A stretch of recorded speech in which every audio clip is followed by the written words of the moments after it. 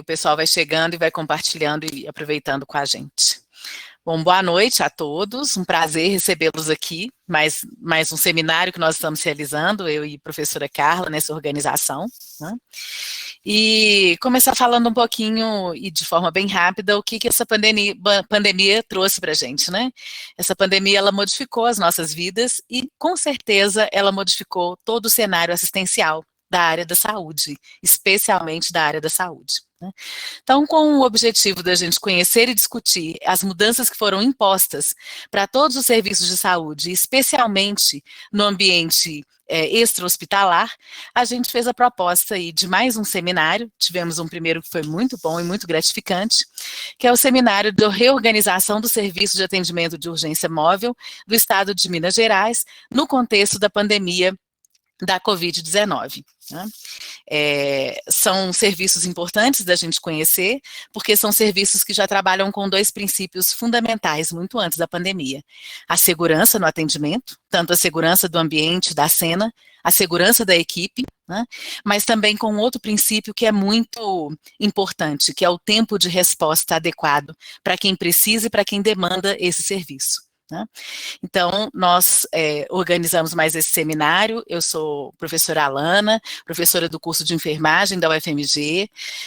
Nós fazemos já trabalhos interdisciplinares nessa linha da urgência, né, e emergência, trabalhando gestão, trabalhando assistência. Eu e a professora Carla, que também é enfermeira e professora do curso de gestão de serviços de saúde, os dois cursos da escola de enfermagem, né?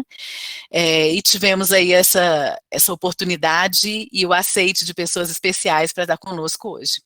A gente gostaria de agradecer mais uma vez o apoio da Escola de Enfermagem com a plataforma RNP, o suporte do nosso centro de extensão para a emissão dos certificados e também o apoio na organização e logística das alunas Fernanda e Bárbara, que estão sempre com a gente aí nesses desafios, né? Então sejam todos muito bem-vindos. Nós teremos aí a fala dos nossos convidados e o nosso debate vai ser após as duas falas, certo? Eu passo então a palavra para a professora Carla para dar as boas-vindas para vocês e, na sequência, a gente dá continuidade aí com essas apresentações que nós estamos ansiosos para ouvir. Muito obrigada e todos muito bem-vindos e muito obrigada pela presença. Bom, boa noite a todos, né, e a todas.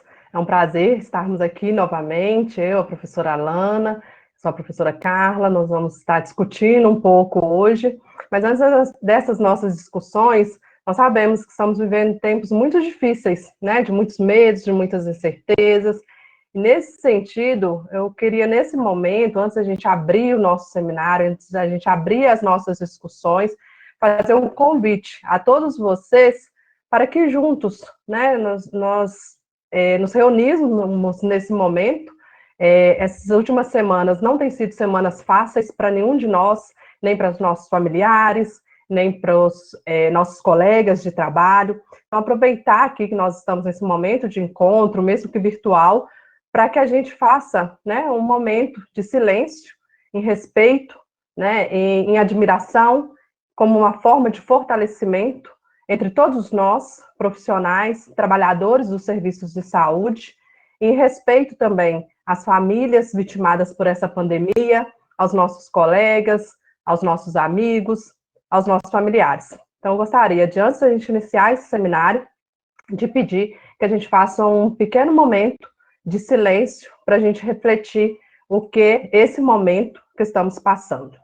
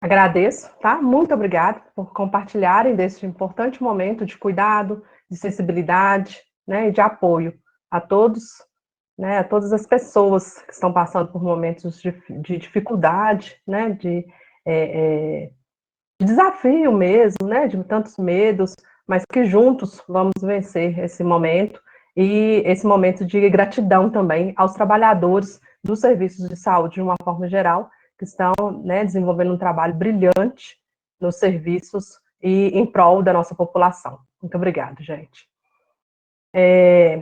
Então, eu gostaria de informar aos participantes que não se esqueçam de assinar a lista de presença. Essa lista vai estar disponibilizada no chat aí, no bate-papo, tá? E o período para assinatura dessa lista vai ser durante o evento.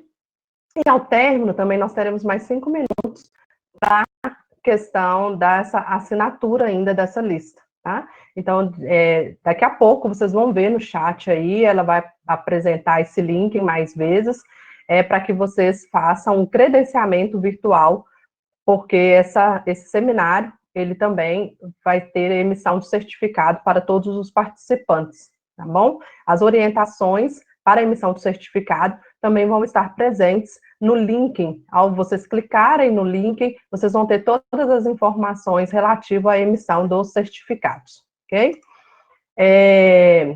Desejamos a todos um excelente evento, né? E eu já inicio agora a exposição dos nossos palestrantes. Então, eu convido, nesse momento, né, o doutor Daniel Tchê.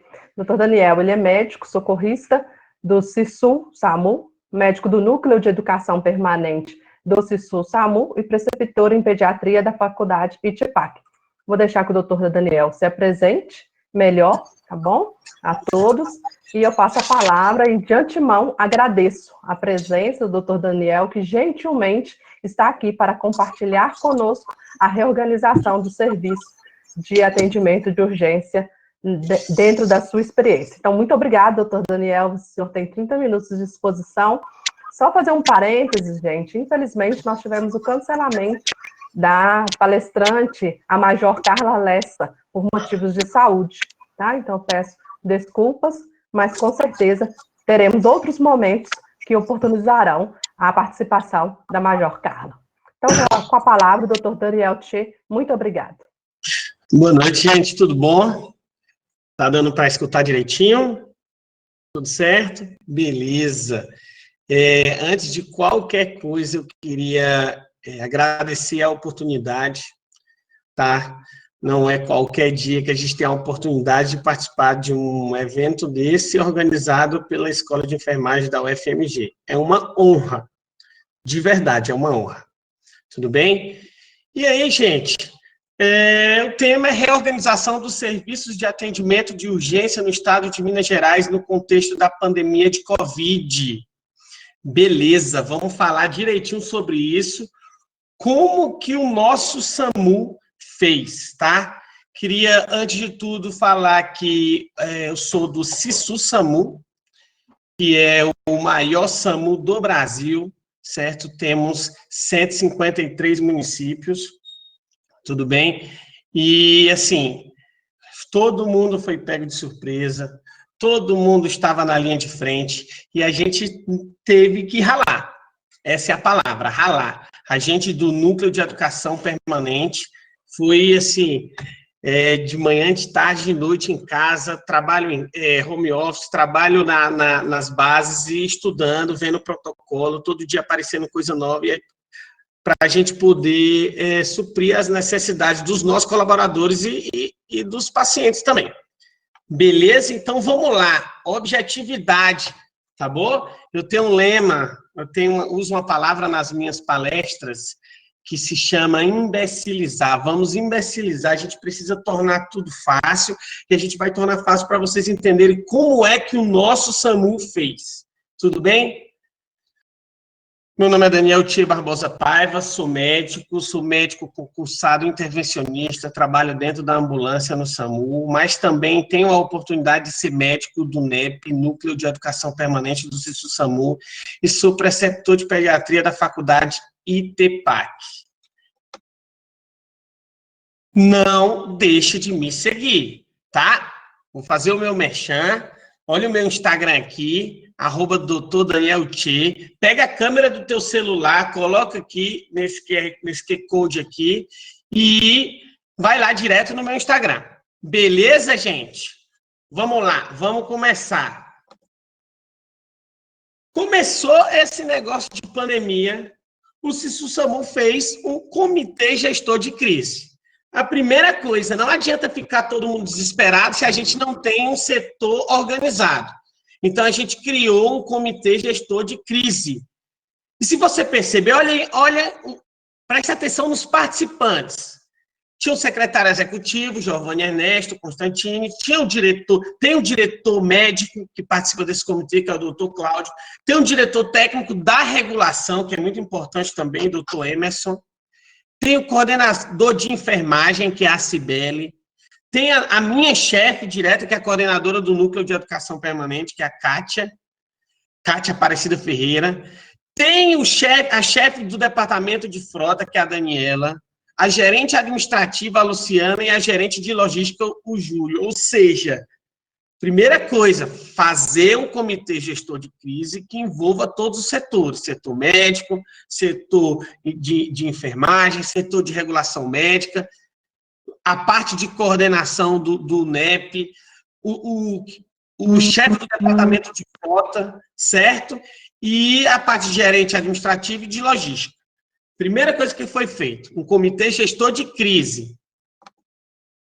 E aí, foram feitas, realizadas, elaboradas notas técnicas para os profissionais do SAMU, para os colaboradores, mais de 500 colaboradores, certo? Para que eles pudessem ser orientados na hora do atendimento do paciente suspeito ou com o caso confirmado de Covid. Então, foram feitas notas técnicas e enviadas de maneira online, disponibilizadas no site e enviadas de maneira física também para cada base, certo?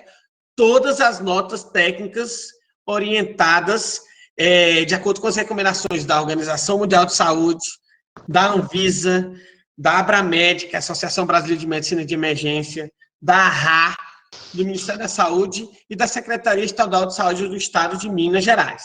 Então, notas técnicas. Hoje, se o colaborador do SISU-SAMU tem dúvida, ele tem nota técnica para se basear, para tirar as dúvidas dele. E também foi disponibilizado um e-mail para tirar dúvidas em relação às notas técnicas. Beleza? Tá, mas e aí?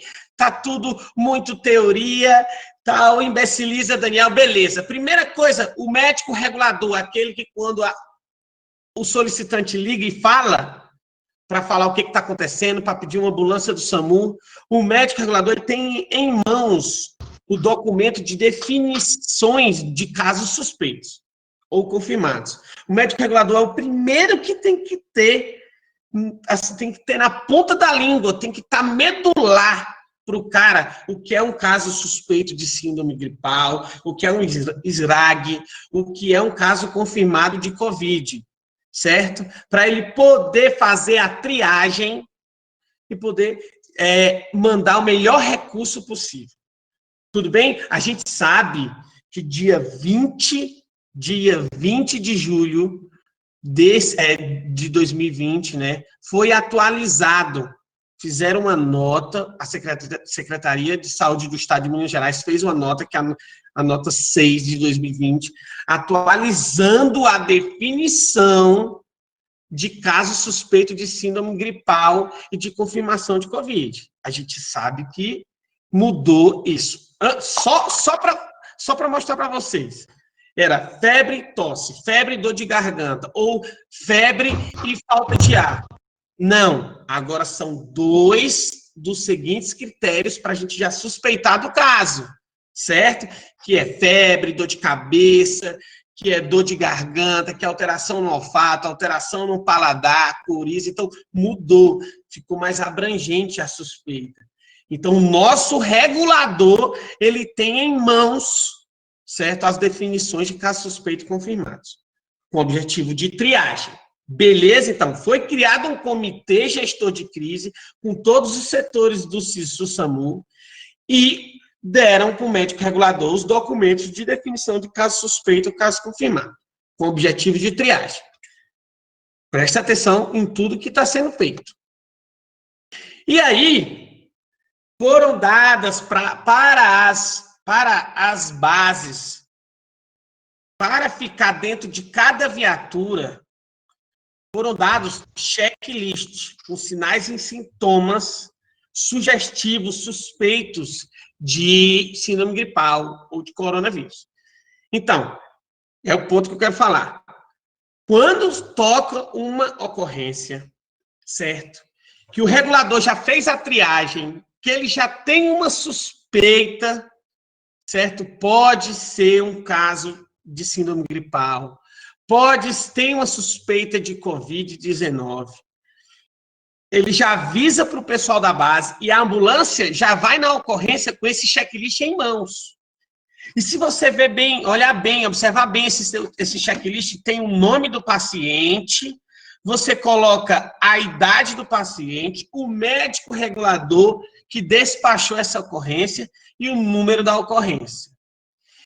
E aí, a gente chega na ocorrência, eu vou dizer, o que eu fui orientado, o que a gente orienta? Quando eu chego numa ocorrência, a gente chega com aquela paramentação básica, ideal, que eu vou falar para vocês o que foi que mudou, e a gente faz esse checklist a 2 metros de distância do solicitante ou da vítima, e a gente faz esse checklist, a gente pergunta sobre esses sintomas, observando bem a diferença entre idades, tá? Porque criança, olha aí, de 0 a 2 anos, pode ter tudo isso, como não pode ter nada, e pode ter simplesmente obstrução nasal, tá? Ou a gente pega um paciente entre 2 e 60 anos que pode ter aquela sintomatologia típica, tá bom? Ou a gente pega aquele imunossuprimido, aquele idoso que geralmente não tem febre, que tem uma sintomatologia típica. Então, a gente tem que fazer o checklist. Mas do que faz o checklist, Daniel?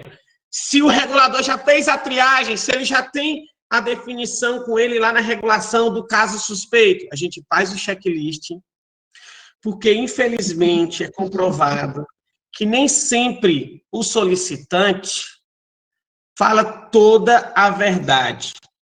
Muitas vezes por nervosismo, muitas vezes por desespero, mas tem vezes que realmente não fala a verdade.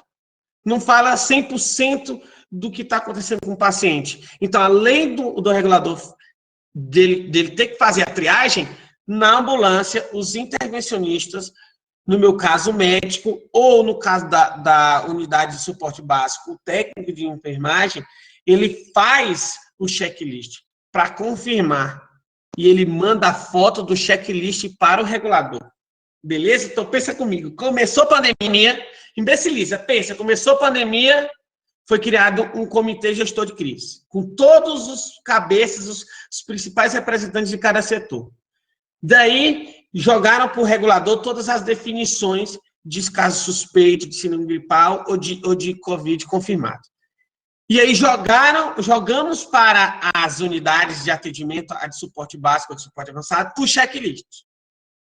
E com esse checklist a gente confirma que foi passado para o regulador. E a gente manda a foto por tablet para o regulador. Beleza?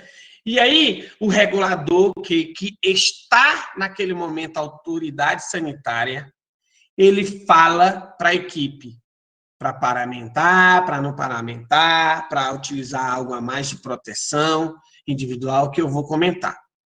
Beleza? Vamos lá, vamos avançar. Só que tem situações que a gente chega na ocorrência que a gente não consegue fazer esse checklist, que é algo novo da pandemia, como eu falei.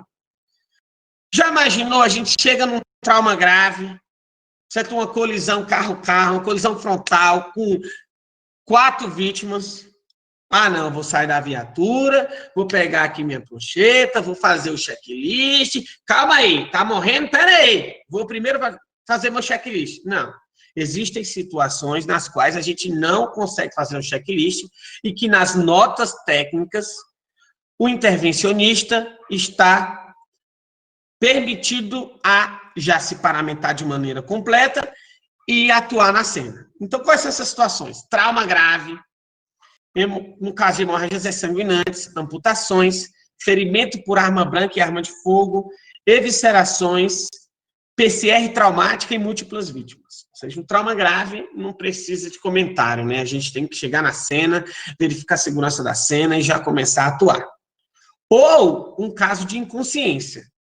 Às vezes, tem um familiar, tem um conhecido que sabe como é que o paciente, a vítima, estava nos dias anteriores, mas às vezes não tem. Como é que eu vou fazer um checklist, perguntar se o cara está com tosse, com coriza, com febre, com dor na garganta, se ele está inconsciente? Então, não tem como. Do mesmo jeito, com parada cardiorrespiratória e parada respiratória.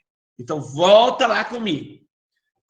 Começou a pandemia, criamos um comitê gestor de crise, com os principais representantes de cada setor do SISU-SAMU. Depois, o médico regulador, que é aquele primeiro que recebe a ocorrência, o chamado de ajuda, que distribui as viaturas, que manda as ocorrências, ele tem bem definido o que é um caso suspeito, um caso confirmado, para fazer a primeira triagem. Depois, as viaturas têm um checklist, para confirmar a veracidade das informações passadas ao regulador. E as ambulâncias e os colaboradores têm a consciência que existem exceções nas quais não podemos fazer o checklist. Trauma grave, inconsciência, parada respiratória, PCR. Beleza, e aí eu vou contar para vocês a minha experiência, porque eu não vivo sem a minha enfermeira. Eu não consigo atuar no meu SAMU, no meu dia de ambulância, sem a minha enfermeira. E às vezes, quando ela troca plantão, tem alguma coisa, é diferente, o entrosamento é diferente. Então, eu olho para a minha enfermeira, ela já sabe o que eu quero. Ela olha para mim, eu já sei o que ela quer. E aí, quando a gente chega numa ocorrência, aqui, uma coisa muito pessoal, uma coisa minha, eu já desço para abordar o paciente e ela já fica perto, mas ela já sabe, eu já faço um sinal para ela, já porque tem suspeita, já para paramentar de maneira completa. Então, ela já me conhece, aí ela já vai paramentando de maneira completa, ela já vai lá no paciente e eu já saio, já vou para a viatura para terminar de me paramentar. Entendeu? Então, assim, existe uma interação muito, muito, muito grande que tem que ter também nos intervencionistas. No caso da minha viatura, o nosso condutor socorrista, a nossa enfermeira e, no caso, eu como médico. Beleza? Então, vamos lá continuar. Vamos lá continuar. E aí, o que a gente tem? A gente tem uma paramentação básica, certo? É essa paramentação que a gente está saindo para toda ocorrência, certo? É Covid, é suspeito de Covid, não é Covid. É pneumonia, não é trauma, a gente está saindo com o nosso macacão padrão SAMU com mangas longas, você pode ver a foto aí. A gente tem o nosso coturno sem cadastro, que tem o CA, né, que assim, o colaborador não pode sair comprando coturno em qualquer site, tem o realmente que é o padronizado do nosso SAMU. Ele sai com óculos de proteção, que é fornecido pela Medicina e Segurança do Trabalho. Ele tem o protetor de face, que é o Face Shield, que também foi fornecido. Tem a máscara cirúrgica e a luva de procedimento. Então, essa aí é a paramentação básica. E eu vou falar para vocês aquele ditado que não há males que não venham para o bem. Depois do Covid, todo profissional de saúde, todo administrador de saúde, todo gerente de saúde começou a atentar mais para os equipamentos de proteção individual. Porque eles sempre existiram, mas a gente realmente, se tinha alguma falha, se esquecia alguma coisa, agora está todo mundo mais atento e está todo mundo saindo completinho para a ocorrência, certo? Com o detalhe aqui embaixo, manter a distância de 2 metros. O abordador, quando chega na ocorrência, ele está com toda essa proteção e ele vai abordar para saber se tem realmente uma suspeita ou não de Covid, porque se tiver, ele vai colocar algo a mais. Então, lembra comigo, macacão, coturno, sem cadastro, óculos de proteção, máscara cirúrgica, face shield e luva de procedimento. E aí é a exigência realmente do profissional do SAMU. Beleza? E essa máscara cirúrgica, tem que ser usada por todo profissional da intervenção, certo? A gente também, quando chega na ocorrência, a gente também coloca no paciente essa máscara cirúrgica, certo? Se tem que usar, se está dessaturando, se está hipossaturando, se está com desconforto respiratório, se precisa usar uma máscara de alto fluxo, a gente coloca a máscara de alto fluxo, mas coloca a máscara cirúrgica por cima. Lembrando que a recomendação é máscara de TNT, que ela tem uma camada externa, uma camada interna, ela tem um filtro por dentro e tem que ser dessa maneira. Não é máscara de pano, gente, tá bom? É esse tipo de máscara cirúrgica que a gente usa na ocorrência normal, sem saber se é Covid ou não, tá? Mas a gente tem que usar. E aí, sai com aquela paramentação básica que eu falei para vocês. Vamos repetir: macacão de manga longa, padrão, o coturno sem cadastro, o óculos de proteção, a máscara cirúrgica, o face shield e a luva de procedimento.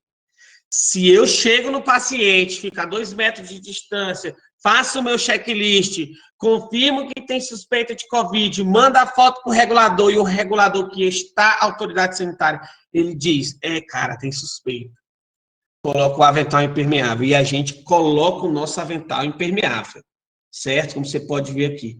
Ele é uma conduta de decisão do médico regulador após o preenchimento do checklist.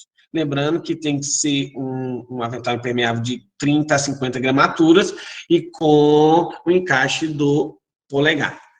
Tudo bem? Então, o que muda, Daniel? Eu saio todo completo com a ocorrência. Se tem suspeita de Covid, a gente coloca o avental. Beleza? E aí, gente, e quando é que eu vou usar a máscara N95 ou a PFF2? Olha o que mudou. Olha o que a pandemia fez a gente se proteger mais. Olha o que a pandemia fez até a gerência, a parte administrativa, mostrar. A gente, quando a gente atende um paciente suspeito de Covid, o que muda é que a gente coloca, além da nossa proteção que já completa, aquele avental impermeável que eu acabei de mostrar para vocês. Mas, se eu necessito fazer algum procedimento gerador de aerossóis, eu vou ter que prever esse procedimento que eu vou ter que fazer e vou pedir para abrir os pacotes de N95 e vou usar a N95 e vou distribuir para a minha equipe. Quais são os procedimentos geradores de aerossóis? A intubação.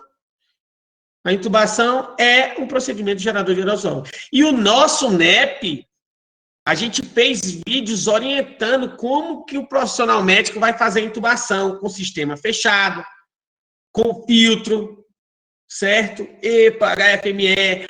A gente fez os vídeos como é que a gente vai pinçar o tubo, como é que vai fazer a aspiração, tudo. A gente orientou bastante os nossos colaboradores. Outro procedimento gerador de aerosol é a aspiração de vias aéreas e traqueal. O paciente está com muita secreção, está salivando demais, vou ofertar oxigênio, mas cheio de secreção, se ofertar oxigênio é pior, então a gente quer aspirar. O fato de aspirar a via aérea necessita de N95. Assim como a ventilação manual antes da IOT, que é o caso de quê? Daquela pré-oxigenação antes de intubar, que geralmente a gente faz aquela pré-oxigenação com a bolsa válvula máscara, que é o AMBU. Os protocolos pedem para a gente fazer ventilação passiva agora, para não usar mais o AMBU, para ficar ambusando. Mas se eu necessitar, por algum motivo, fazer uma ventilação manual, é um motivo para usar N95. Do mesmo jeito que manobra de RCP, né, gente? As compressões, as ventilações, a gente gera aerosol e a gente necessita de N95, tá? Assim como aquela suplementação. Olha que interessante, ó, preste atenção aí. Vou colocar máscara de alto fluxo com reservatório não renalante, eu tenho que usar N95? Não. Apenas se eu for usar um fluxo maior ou igual a 10 litros por minuto. Comprovado que gera mais aerosol. Tá? Então, vou voltar para vocês aqui, vou imbecilizar para a gente voltar a entender como é que o SAMU está atuando. Começou a epidemia, Foi feito um comitê gestor de crise, com vários setores, representantes. E aí a gente preparou de início com definição bem esclarecida de caso suspeito ou confirmado de Covid, com o médico regulador, que é o que recebe e faz a triagem. E aí a gente lançou um checklist para as VTRs, para as viaturas, para confirmar o que foi dito por o médico regulador. Manda foto, confirma. Se está confirmada a lei da paramentação, pede para colocar o avental impermeável. E se for fazer procedimento que gera aerosol, a gente usa a N95. Vou repetir: intubação, aspiração de via aérea, ventilação manual, com bolsa, válvula, máscara, manobras de RCP, uso de oxigênio suplementar por máscara de alto fluxo com reservatório não reinalante, acima de 10 litros por minuto. E olha aqui, gente, presta atenção, olha como a gente tem que pensar positivo nessa pandemia. E eu sempre digo, nunca mais vai voltar a ser o que era. A vida não vai voltar a ser o que era. Talvez a gente seja melhor, mas não vai voltar a ser o que era antes. A gente vai ser melhor. A gente vai ter mais consciência da biossegurança, mais consciência de como a gente tem que se proteger e proteger o próximo com a nossa própria proteção individual. Olha aqui, agora a gente está atento que pacientes com suspeita ou confirmação de tuberculose pulmonar, H1N1, esrag, sarampo, varicela, herpes zoster disseminado, também tem que usar a N95. Olha aí a consciência que está dando, não só no Covid, mas em outras patologias.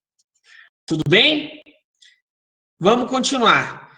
E aí, toda a ocorrência que pegou um paciente suspeito de Covid, um paciente com caso suspeito de síndrome gripal ou confirmado, a gente necessita, quando chega na base, fazer a limpeza terminal. Ou seja, a gente deixou o paciente no hospital, a gente vai para a base mais próxima e faz a limpeza terminal. Tá? Tem todo um recurso estrutural, todo um recurso de equipamentos, de líquidos para fazer a limpeza do terminal da viatura, e são gerados 40 minutos para esse procedimento. Eu vou falar para vocês. É cansativo. Existe no começo de tudo um estresse muito psicológico em relação a isso, atender Covid, suspeito de Covid, usar aquela proteção e voltar e fazer a terminal. Mas, gente, é algo assim extremamente necessário, que a gente aprendeu, que a gente necessita ter mais atenção com a biossegurança. E eu vou falar muito sério para vocês. A gente está numa palestra que é organizada pela Escola de Enfermagem, e quem tem noção de biossegurança, me desculpe, meus amigos médicos, mas a enfermagem tem muito mais noção de biossegurança do que os próprios médicos. Foi uma lição, eu digo que eu sou médico, eu posso falar, foi uma lição para os médicos, essa parte de biossegurança. Beleza? E aí, outra coisa importante que a gente buscou até na Abramed, a recomendação sobre acompanhantes na viatura. Tem que minimizar o número de pessoas no salão da viatura. A gente evita ao máximo levar acompanhante. Os familiares são orientados a seguirem por meios próprios. A gente tenta não levar acompanhante, mas existe exceção. Veja bem, uma criança com caso de insuficiência respiratória, uma criança com 4 anos de idade, é impossível não levar a mãe ou o pai, o responsável. Um senhor de idade, mais de 60 anos, entubado, um caso suspeito, uma transferência de Covid para um centro de referência, para uma UTI, é impossível não levar o filho desse ou um irmão numa transferência. Então, a gente evita o mínimo possível de pessoas dentro da ambulância, que não seja a equipe e o paciente. A gente pede para eles usarem meios próprios, mas tem exceção, né? E na exceção a gente pede para levar o acompanhante na banca, no banco da frente. Beleza? E por último, para ir finalizando, para eu não falar demais, a gente tem, além da atenção primária, do atendimento primário, a gente tem o nosso SAMU, o atendimento secundário, que são as transferências interunidades. Dos casos confirmados ou suspeita de Covid que estão graves. Então, o nosso SAMU atua fazendo transferência dos hospitais menores para os hospitais de referência de Covid, em que geralmente tem necessidade de suporte avançado de vida, geralmente o paciente está entubado. Mais uma vez, esse paciente vai passar por triagem do médico regulador, que vai pegar todas as informações do quadro clínico. E a gente só faz essa transferência se tiver vaga garantida, já registrada na UTI, no local de referência. Se não tiver, a nossa equipe não faz essa transferência. Beleza? E ou é a USA, a unidade de suporte avançado, que faz, ou é a unidade de suporte básico tripulada por um médico da instituição que está de origem que está pedindo essa transferência. Tá bom? Então, mais uma vez, eu ressalto também, eu sou um médico de ambulância, mas eu ressalto o papel dos meus colegas reguladores. Não é fácil, é difícil. Regular por telefone é difícil e tem que fazer uma triagem muito bem feita. Parabéns também para eles. Tá bom, gente? E o nosso NEP, esse é meu último slide, tá? O nosso NEP também está orientando como acessar as vias aéreas. Estou terminando. Como acessar as vias aéreas, na hora de realizar procedimento de gerador de aerosóis, realizar fora da ambulância, em ambiente bem arejado. Quando a gente vai fazer uma transferência de Covid, a gente pede, se o paciente necessitar de via aérea definitiva, de uma intubação orotraqueal, para que o médico, na origem, já faça essa intubação, tá? A gente pede para evitar ambusar com bolsa, válvula, máscara, que é o ambu. E se tiver que ambusar, a gente pede para fazer a técnica de encelamento, que são com 2 pessoas. A gente pede para dar prioridade para a ventilação passiva, que é somente com a máscara facial até 10 litros por minuto. E a gente pede para utilizar filtros HMF e EPA entre a máscara e a bolsa. Tudo bem, gente? Então, para finalizar, eu vou imbecilizar, tá? Então, o nosso SAMU estourou a pandemia. O nosso SAMU criou um comitê gestor. Esse comitê gestor tem os principais representantes de cada setor. E aí a gente preparou o médico regulador, que é aquele que recebe a ligação e faz a triagem, com todo o conhecimento de caso suspeito, de síndrome gripal, de SRAG, de Covid confirmado. Na hora de despachar a ocorrência, todas as viaturas têm um checklist, que quando chega no local, esse checklist é para a gente confere, para ver se o que foi passado para o regulador é a mesma coisa, certo? A gente esclareceu que não pode, tem vezes que a gente não necessita fazer o checklist, que são PCR, parada respiratória, inconsciência e trauma grave. Beleza? O médico regulador, que é a autoridade sanitária, ele pede para a gente paramentar. A gente já sai com a paramentação completa. Se tem suspeita de Covid, a equipe é recomendada a usar o avental.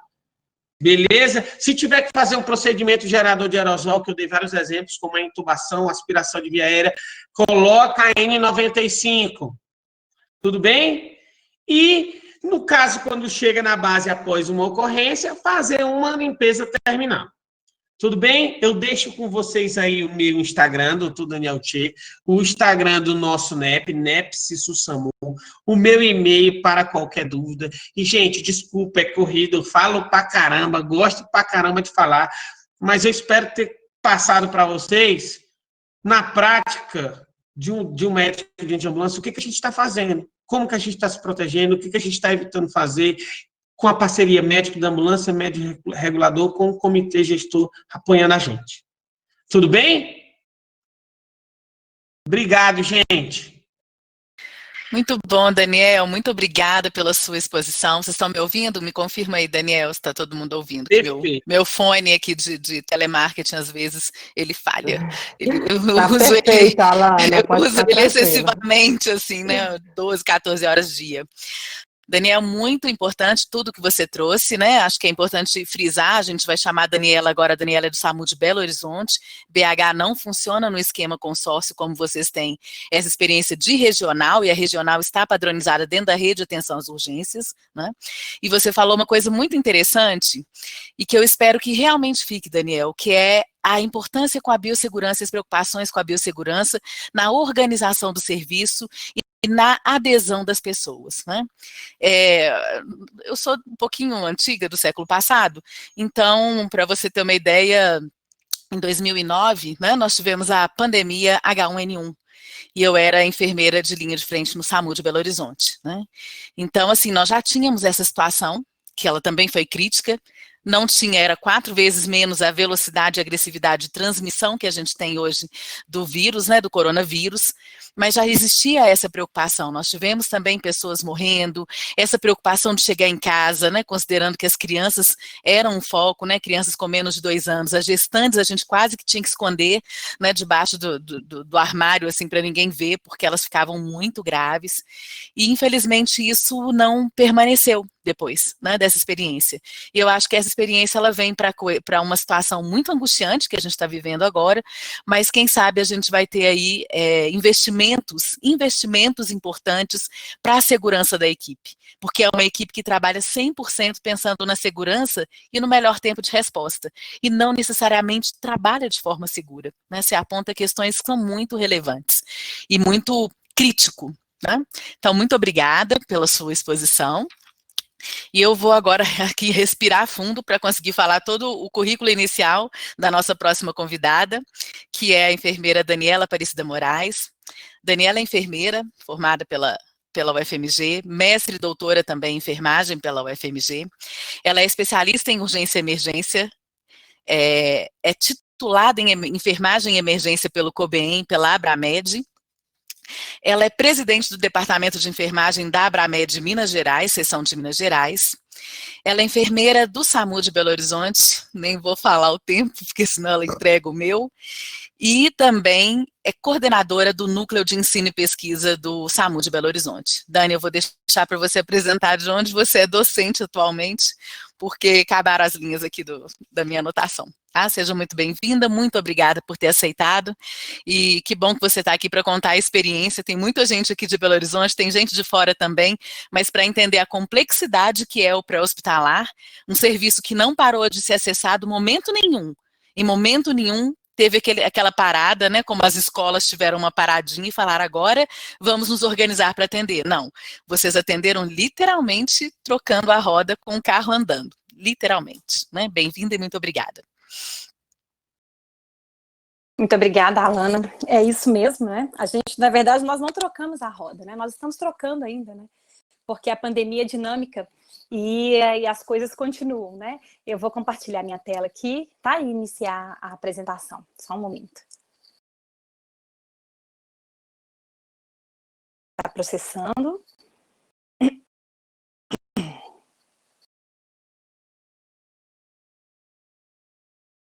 Agora vocês estão vendo a minha tela, né?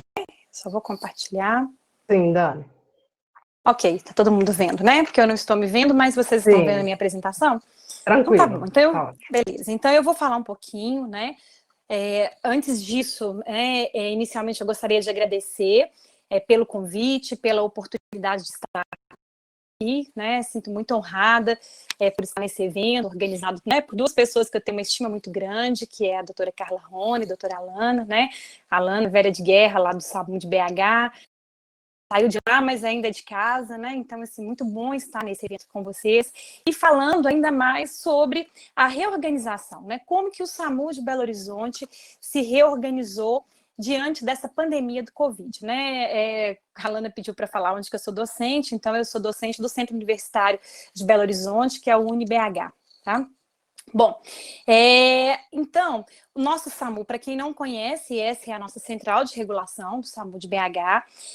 Como a Alana falou, nós não fazemos parte de consórcio, nós temos uma central de regulação, o SAMU, o SAMU de Belo Horizonte, 6 unidades de suporte avançado, tá? Uma unidade avançada aeromédica, em parceria com o Corpo de Bombeiros Militar de Minas Gerais. Então, a equipe, né, enfermeiro e médico são profissionais do SAMU de Belo Horizonte, e os outros tripulantes são militares do Corpo de Bombeiro, tá? E nós temos 21 unidades de suporte básicos para atender o nosso município. Também Belo Horizonte regula os municípios de Caeté, Nova Lima, Ouro Preto, Ribeirão das Neves, Sabará e Santa Luzia, tá? Bom, falar, né, de Covid, né, de reorganização do serviço, é algo que a gente tem conversado todos os dias, né? Quando começou a surgir os primeiros casos de Covid no mundo, nos causou uma preocupação, porque a gente sabia que em algum momento a gente teria casos no Brasil e também a gente ia ter casos em Belo Horizonte. Foi então que, no início do ano, a gente começou as discussões em relação a isso, como que seria quando isso chegasse aqui em BH, né? Mas, assim, não houve inicialmente uma priorização, porque a gente tinha outras prioridades naquele momento. Se discutia, mas não com tanta intensidade, tá? Foi então que no dia 16 de março, houve então o primeiro caso, né, registrado em Belo Horizonte, e com isso uma necessidade de se organizar todo o nosso serviço, porque a gente sabe que a assistência no atendimento pré-hospitalar móvel, né, ela possui particularidades que podem tornar os seus profissionais mais vulneráveis diante dessa pandemia. E desde março, então, né, logo quando começou aqui em Belo Horizonte, né, os nossos dias têm sido muito duros, né, tanto na gestão quanto na assistência, muitas mudanças, né, chegamos agora no final do mês de julho com o aumento de atendimentos, aumentou em mais de 500% o número de atendimentos a pacientes com sintomas de Covid. Então, a gente está com uma sobrecarga muito grande no nosso município. E, desde então, a gente vem fazendo, então, um planejamento e uma organização dessa assistência, porque o nosso volume de atendimento ele é muito alto, o nosso número de ocorrências também ele é muito grande, muito alto, né? Então, começou-se a pensar na organização de um protocolo desde o início de fevereiro, com mais intensidade a partir de março. Foi então que, depois de uma reunião com os gestores, foi definido então pela construção de um protocolo, e esse protocolo foi elaborado por mim, juntamente com uma outra enfermeira que nos apoia lá no NEP e apoia também a coordenação, que é a Cíntia Maria Guedes de Moraes. Então, nós duas assumimos essa missão, né, de escrever o protocolo do serviço, tá? E, né, era preciso que se criasse um documento na qual norteasse, né, precisava de se ter alterações, precisava de se ter alterações em todos os nossos processos, porque a gente ia viver agora um novo normal, né?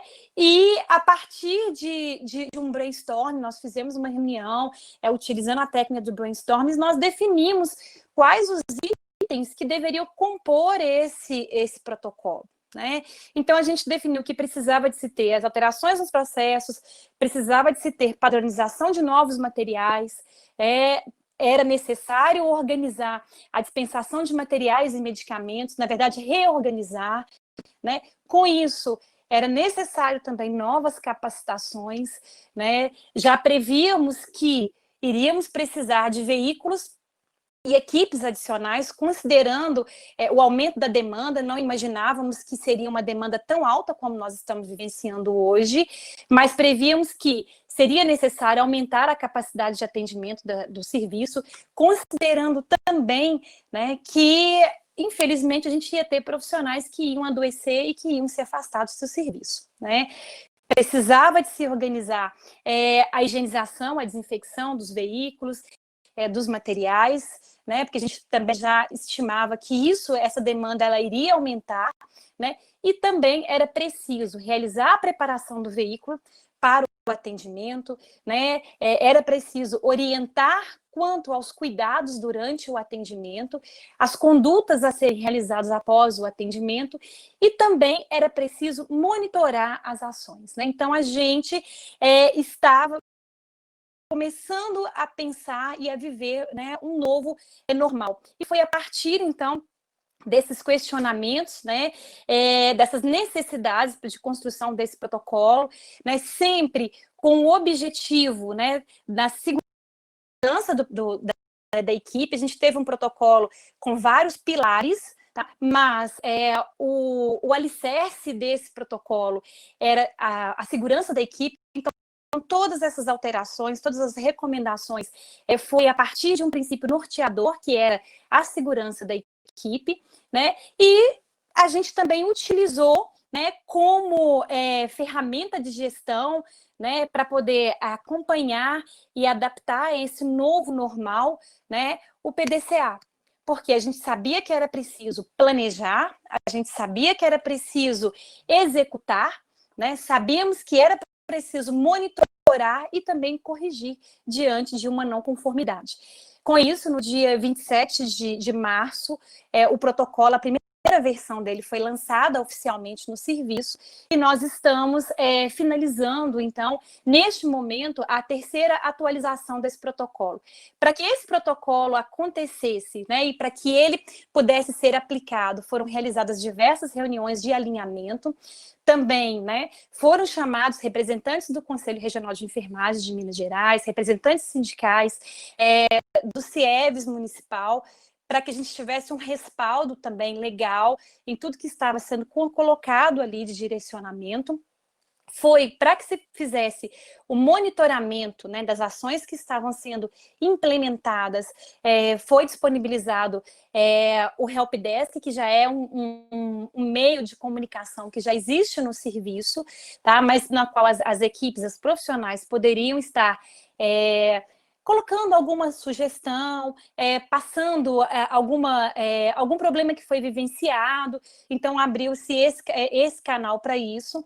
Também e-mails das coordenações, tanto coordenação médica, coordenação de enfermagem, coordenação do NEP, foram disponibilizados para que a gente receber também essas sugestões e também identificar onde tinha não conformidades, algum problema. Procurou-se difundir e também oportunizar essas discussões nos grupos profissionais do WhatsApp, porque a gente entendeu que hoje o WhatsApp ele é uma ferramenta importante e que a gente conseguiria ter uma proximidade maior, né, de todos os profissionais, e uma facilidade também para poder conversar.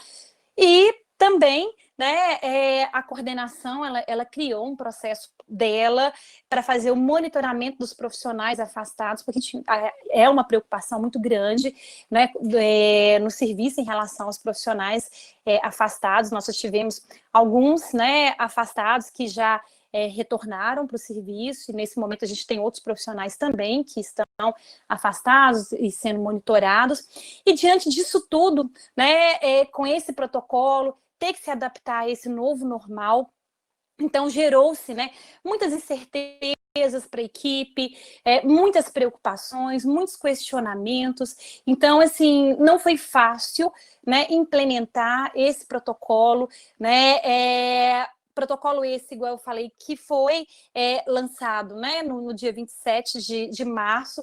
Juntamente com o protocolo, nós também colocamos 8 fluxos de atendimento, e esse protocolo, ele acabou por constituir uma nota técnica, que é a nota técnica número 17, da Secretaria Municipal de Saúde da Prefeitura de Belo Horizonte, que foi divulgada no final do mês de abril. Então, tanto o nosso protocolo quanto os fluxos constituíram em nota técnica, que está disponível no site da Prefeitura. Porém, né, este protocolo lá ele está desatualizado, porque nós estamos finalizando, neste momento, a terceira versão dele.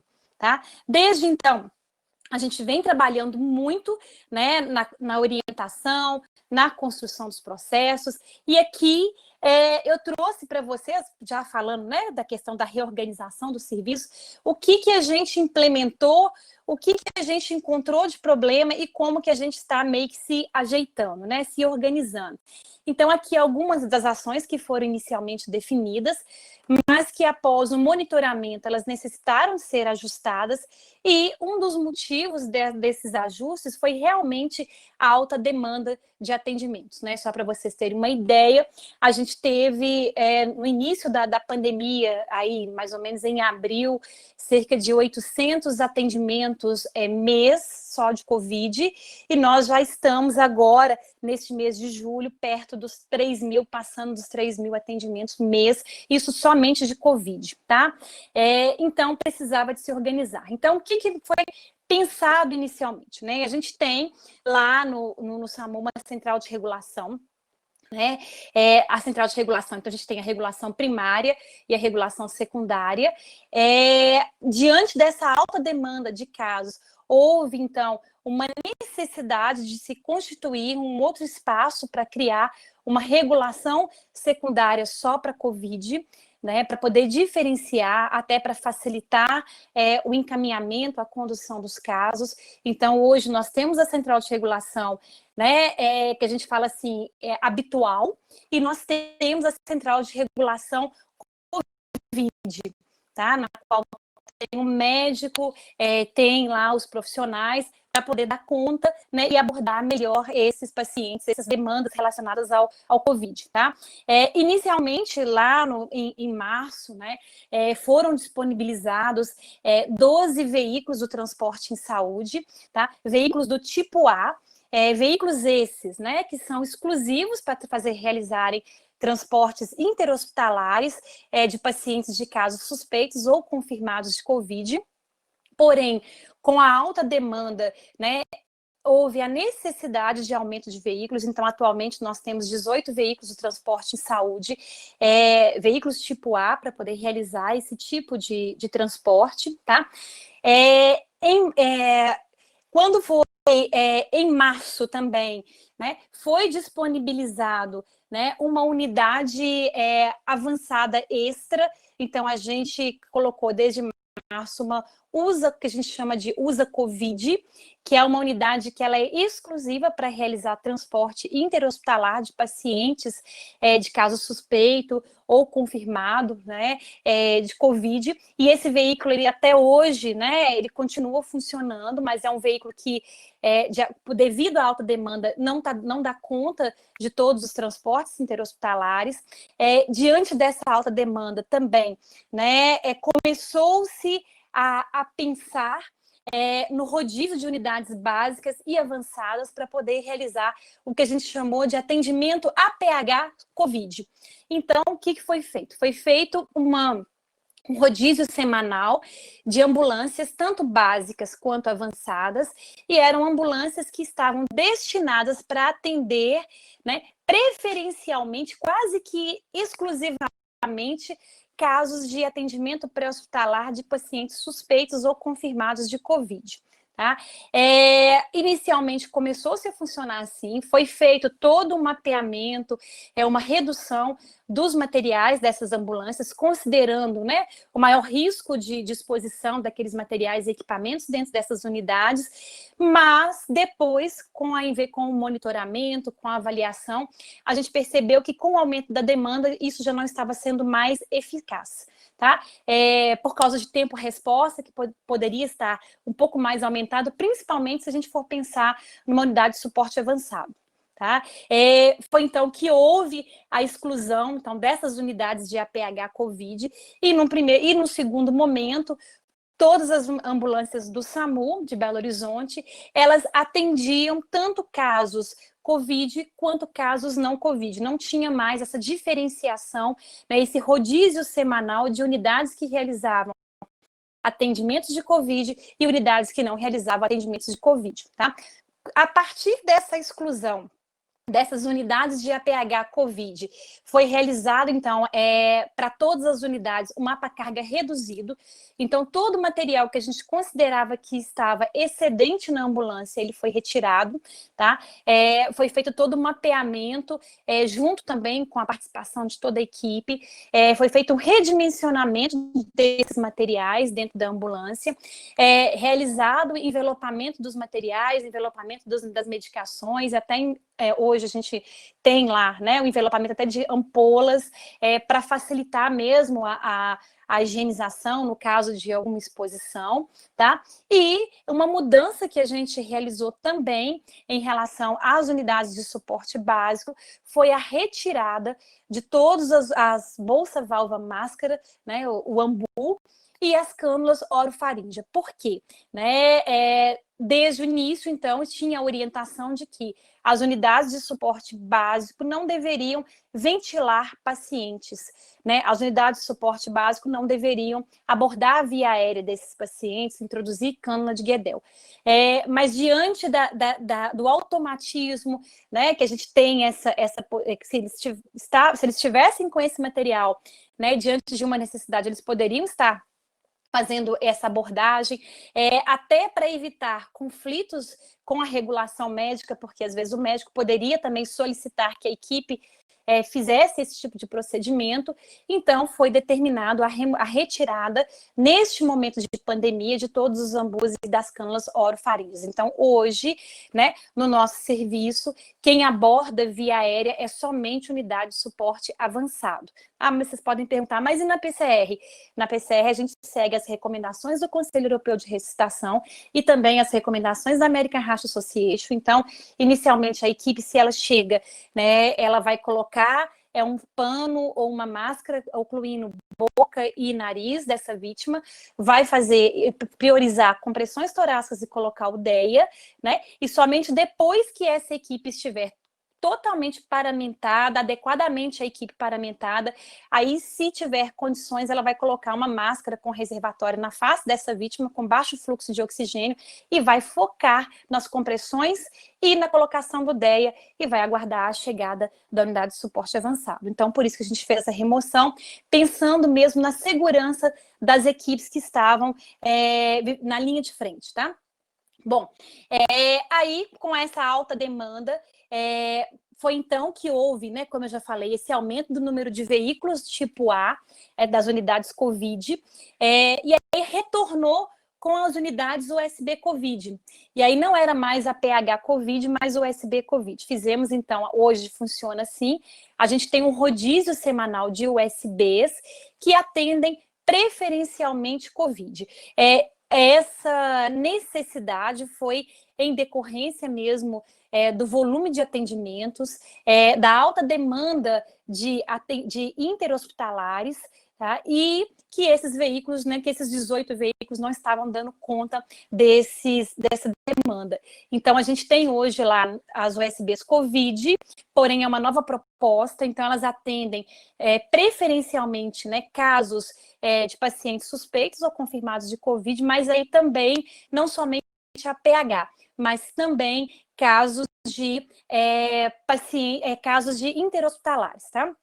Para poder facilitar e reduzir o tempo de liberação das unidades, foi colocado também 5 ambulâncias adicionais para as USBs.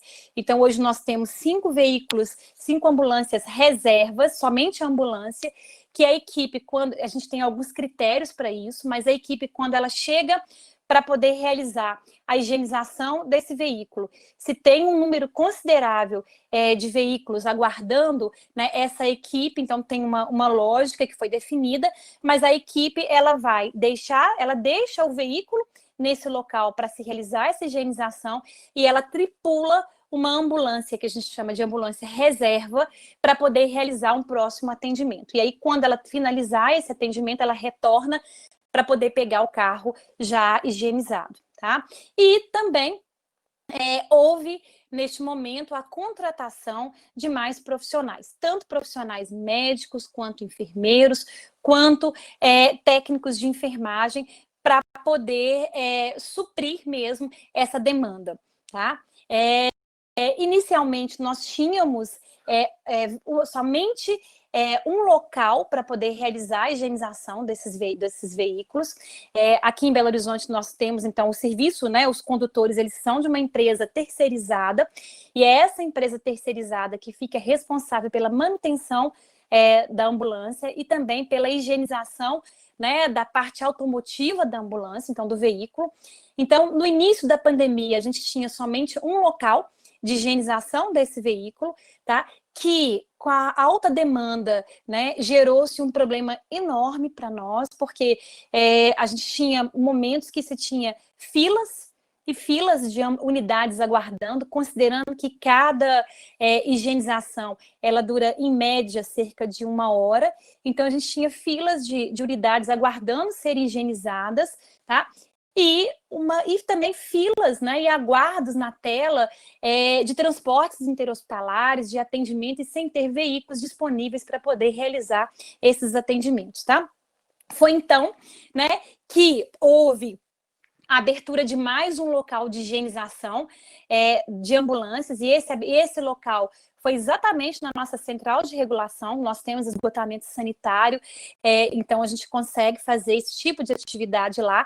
Porém, né, neste local, né, somente poderia se fazer a higienização da ambulância aquelas unidades que eram as USBs COVID, e a responsabilidade dessa higienização, ela era das equipes. Então, a gente tinha tanto o ponto para realizar a higienização desses veículos lá nessa garagem da empresa, que era a empresa terceirizada, e a gente passou a ter mais um ponto, porém com uma diferença, que nesse local, quem fosse fazer a higienização lá teria que estar fazendo a higienização da ambulância, a própria equipe, tá? Isso gerou também, né, uma sobrecarga muito grande, porque as equipes já estavam muito sobrecarregadas em relação à quantidade de atendimentos, uma demora, né, continuava para poder liberar os veículos, porque por mais que a gente tinha mais um ponto de higienização, a gente também tinha fila, né, de ambulâncias esperando para realizar essa higienização. Gerou uma sobrecarga, porque aí a equipe começou a assumir mais uma atividade, né, que é algo que é da enfermagem, mas a gente estava no momento de pandemia, né, e até mesmo uma exaustão na equipe. Com isso, conseguiu-se, né, houve um aditivo no contrato, né, dessa empresa terceirizada, aí conseguiu-se, então, abrir mais 5 locais de higienização, então, totalizando, né, em 7 pontos. Então, hoje em Belo Horizonte, nós temos 7 pontos de higienização de veículos de ambulância, 7 pontos descentralizados, para facilitar o acesso a essas equipes, para não se perder tempo com o deslocamento até esses locais, tá? E todos esses locais, né, com profissionais contratados por essa empresa terceirizada para realizar a desinfecção dos veículos. Então, hoje, né, em todos os locais de higienização das ambulâncias do SAMU, a gente tem 2 profissionais que são os lavadores, tá?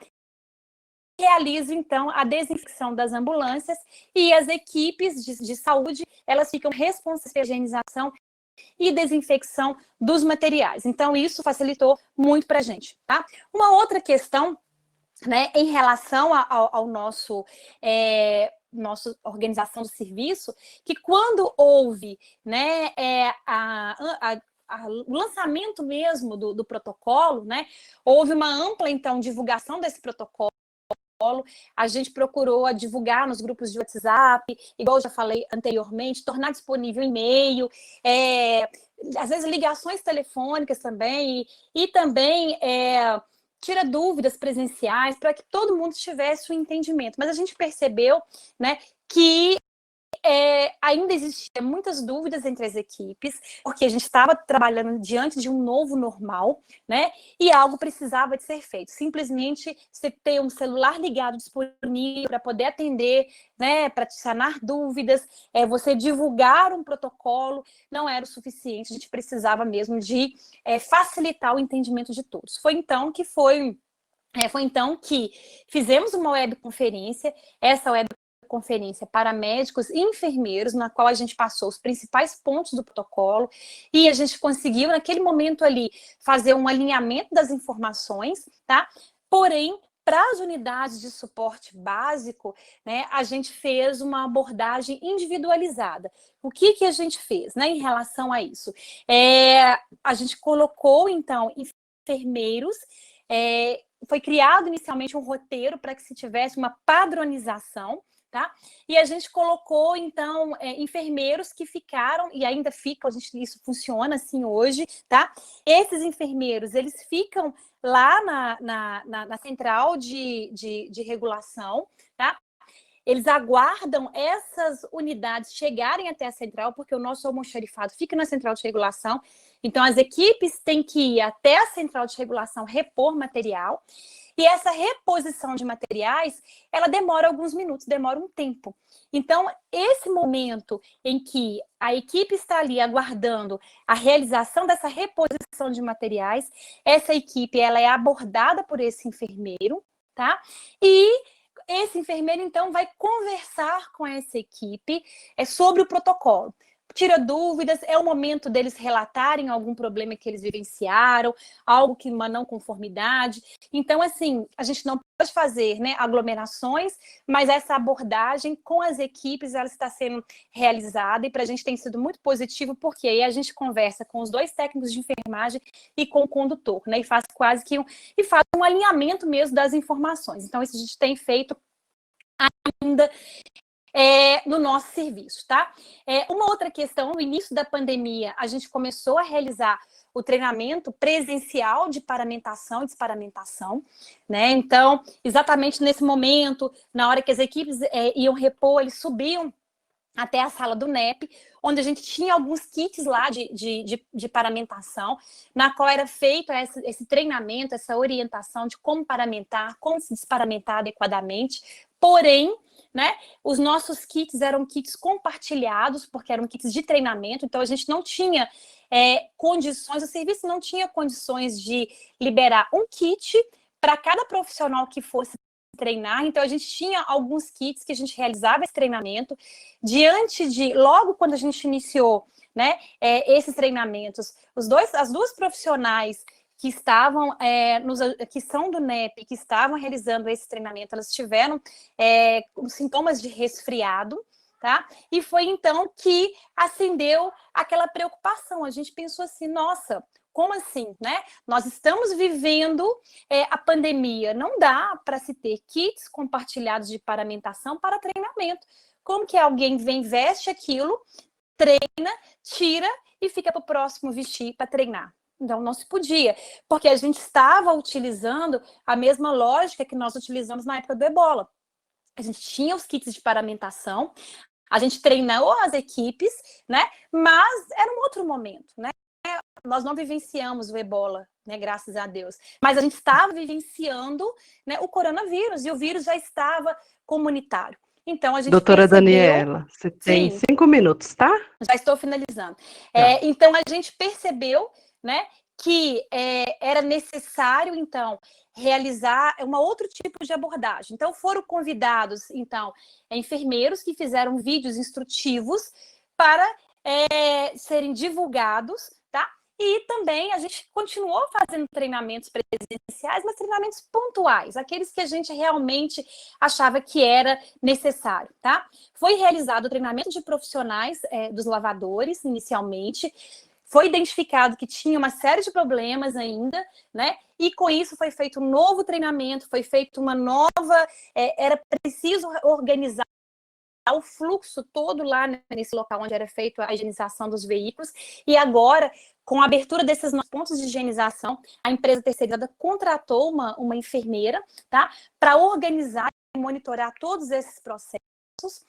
E em relação à dispensação e uso de EPI, né, inicialmente nós tivemos problemas em relação a controle, a profissional às vezes não tinha dificuldades para ter acesso, foi então que passou-se a distribuir individualmente a N95, construiu-se formulários para controle de uso dessas máscaras, desses EPIs, e a gente tem ampliado o uso do EPI. Inicialmente, a gente só utilizava essa paramentação. Nós temos hoje tanto o capote quanto o macacão de polietileno, tá? Então, inicialmente, essa paramentação ela era indicada somente para os pacientes de casos suspeitos ou confirmados de COVID, tá?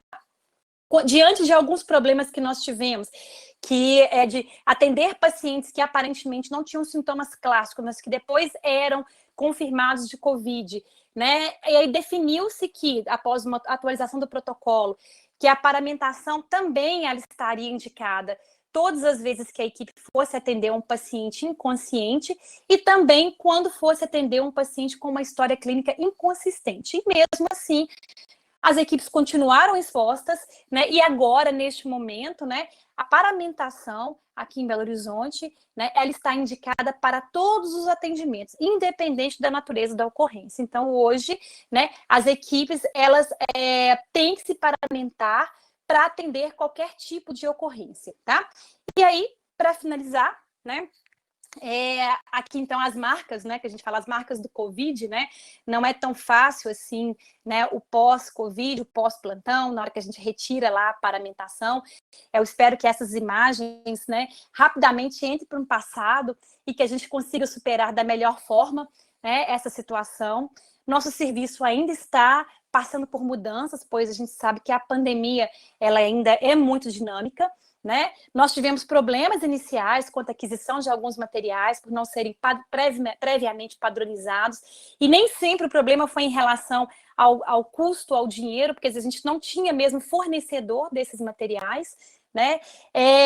A manutenção das equipes, né, completas nas unidades hoje é algo desafiador para os gestores, né? E a gente espera que, assim como a Alana falou, o doutor Daniel falou, a gente espera que após essa pandemia seja adotado um novo normal, né? Que a gente espera que as práticas de biossegurança que estão sendo adotadas atualmente, neste período de pandemia, que elas se mantenham agora para sempre, né? Então é isso que eu tinha para falar, assim, é muita coisa, eu tentei resumir mesmo os principais pontos, tá? Eu agradeço, eu estou à disposição, esse é meu e-mail, caso alguém queira anotar. Obrigada. Ok, Dani, nós que agradecemos imensamente aí, né, a sua exposição, esse momento de grande reflexão. Vou pedir, antes da gente iniciar agora, a gente já tem algumas questões aqui no bate-papo, né, para a gente estar dialogando. Peraí, deixa eu voltar aqui. Gente, e só assim, para quem não chegou no início voltei. da apresentação, justificar, né, a ausência da Major Carla Less, né, do Batalhão de Operações Aéreas, que infelizmente teve um imprevisto, um problema de saúde, e não conseguiu estar conosco nesse momento. Mas, como nós afirmamos no início, teremos outros momentos, e aí, se Deus quiser, estaremos juntos num outro seminário, tá bom? Então, justificar aí a ausência da Major Carla Less. A gente começou no mês passado com essas discussões, né, trazendo a importância aí dos serviços de emergência, né, que são a grande porta de entrada, toda essa organização de atendimento, que é isso, não pôde parar, não parou. Os protocolos foram iniciados né? E desde o início, com muita angústia, a gente fez uma discussão num dos documentos da Abramed Nacional, que eu nunca vou esquecer, né, Dani? Não sei se você vai lembrar, um domingo, a gente com a Mavilde, que é uma enfermeira do SAMU de São Paulo, e de repente começa aquela sirene de ambulância do SAMU, ela falou, gente, eu tenho que parar agora, eu não tenho condições de continuar, porque essa sirenada que eles estão fazendo é em homenagem ao nosso primeiro colega que faleceu, um médico do SAMU. Nossa, gente, aquilo ali, eu arrepio, né? E a gente fazendo exatamente as recomendações com aquela cautela, e num momento angustiante, onde a gente não tinha EPI disponível para compra, hoje a realidade é outra, então tudo vai se repensando, tudo vai modificando, né? Então, tem uma pergunta inicial aqui da Fernanda, que ela faz um questionamento interessante, que a gente sempre pensa, né? Algumas dificuldades encontradas nesse momento atual poderiam ter sido evitadas se tivesse um planejamento anterior? Difícil, né? Com essa pandemia que pegou todo mundo muito de surpresa. E aí, Daniel, como tá Daniela? Vocês dois, vocês podem ficar à vontade, tá? Isso. A gente vai fazendo um bate-bola aí mesmo. Eu acho que tudo que é planejado, né, a gente leva menos susto. A verdade é essa, né?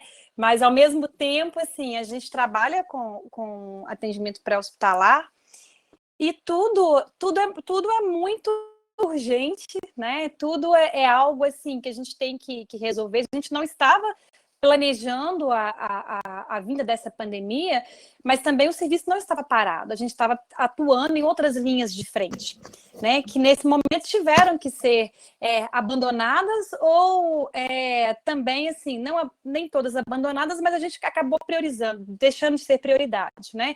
É óbvio que se tivesse um planejamento, se a gente pensasse isso, né, antes, com certeza, mas se a gente for pensar, essa pandemia, ela começou agora no início do ano, né?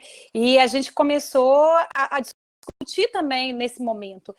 E é complicado, porque assim, é um novo normal, né? São as coisas básicas que eram para ser seguidas e que não são seguidas, né? Eu falo, eu tenho 15 anos que eu sou lá que eu sou enfermeira da Unidade de Suporte Avançado, do SAMU, 15 anos e meio, e aí eu fico pensando, assim, algumas ações que a gente faz, hoje eu falo assim, gente, como que antes eu não fazia isso? Né? E até com as equipes também, eu uso um exemplo, uma vez numa discussão de um grupo, e a gente orientando a questão da paramentação, usar máscara e óculos de proteção, coisa básica que não precisava de ser orientado, aí um dos profissionais, né, de nível superior, né, colocou assim, como se fosse algo novo, colocou assim, gente, então isso quer dizer que a partir de agora nós vamos ter que usar máscara e óculos em todos os atendimentos? Aí eu falei assim, opa, a partir de agora não, né? Sempre, né? Sempre teve que usar, mas só que não usava. Então, assim, são vícios, né? Que agora você desfazer esses vícios é muito difícil, né? Lógico, se tivesse tido um planejamento, né? Talvez a gente estaria passando menos aperto. Mas agora, alguns dos itens que a gente tem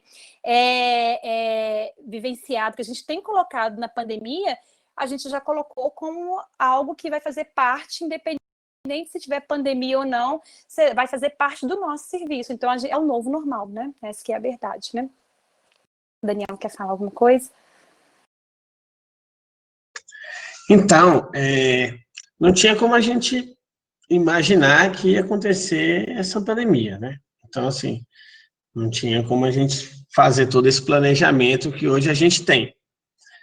Mas, foi como a Daniela falou, né? Tem coisas básicas que se a gente utilizasse, e se a gente tivesse costume, que se a gente tivesse mais consciência da biossegurança,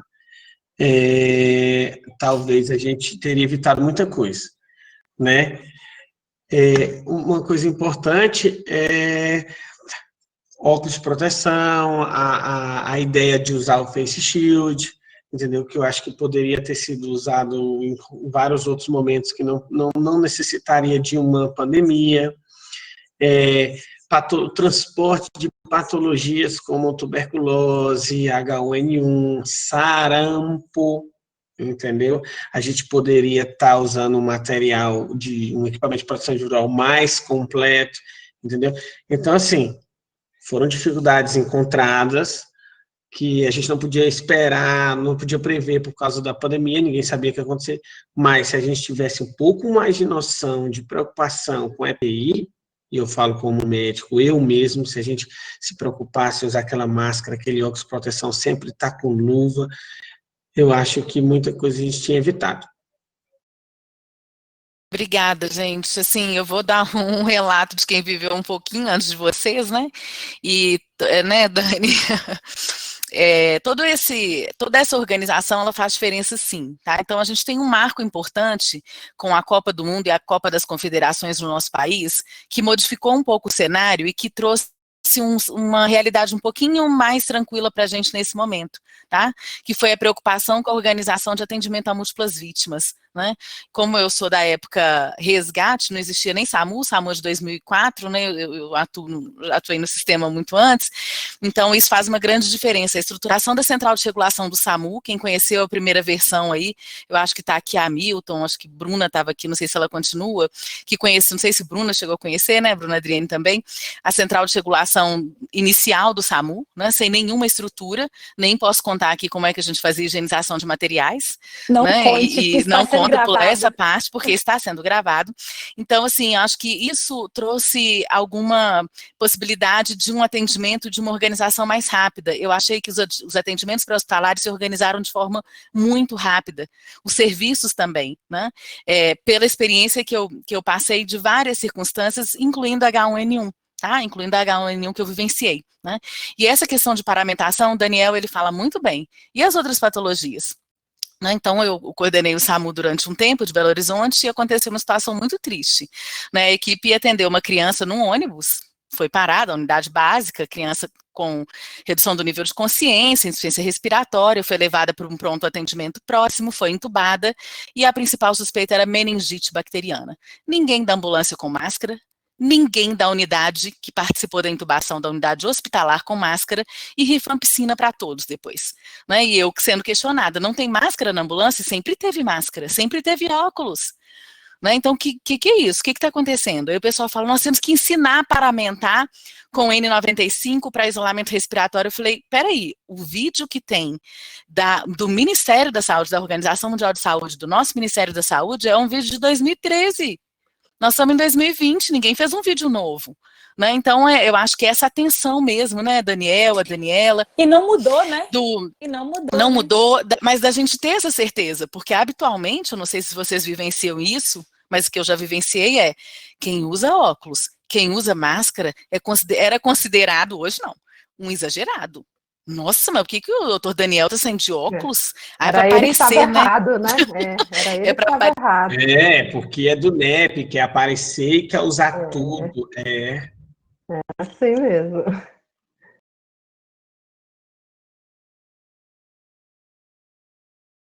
Alana, você ficou sem áudio, você ficou sem som aí, nós não estamos te ouvindo.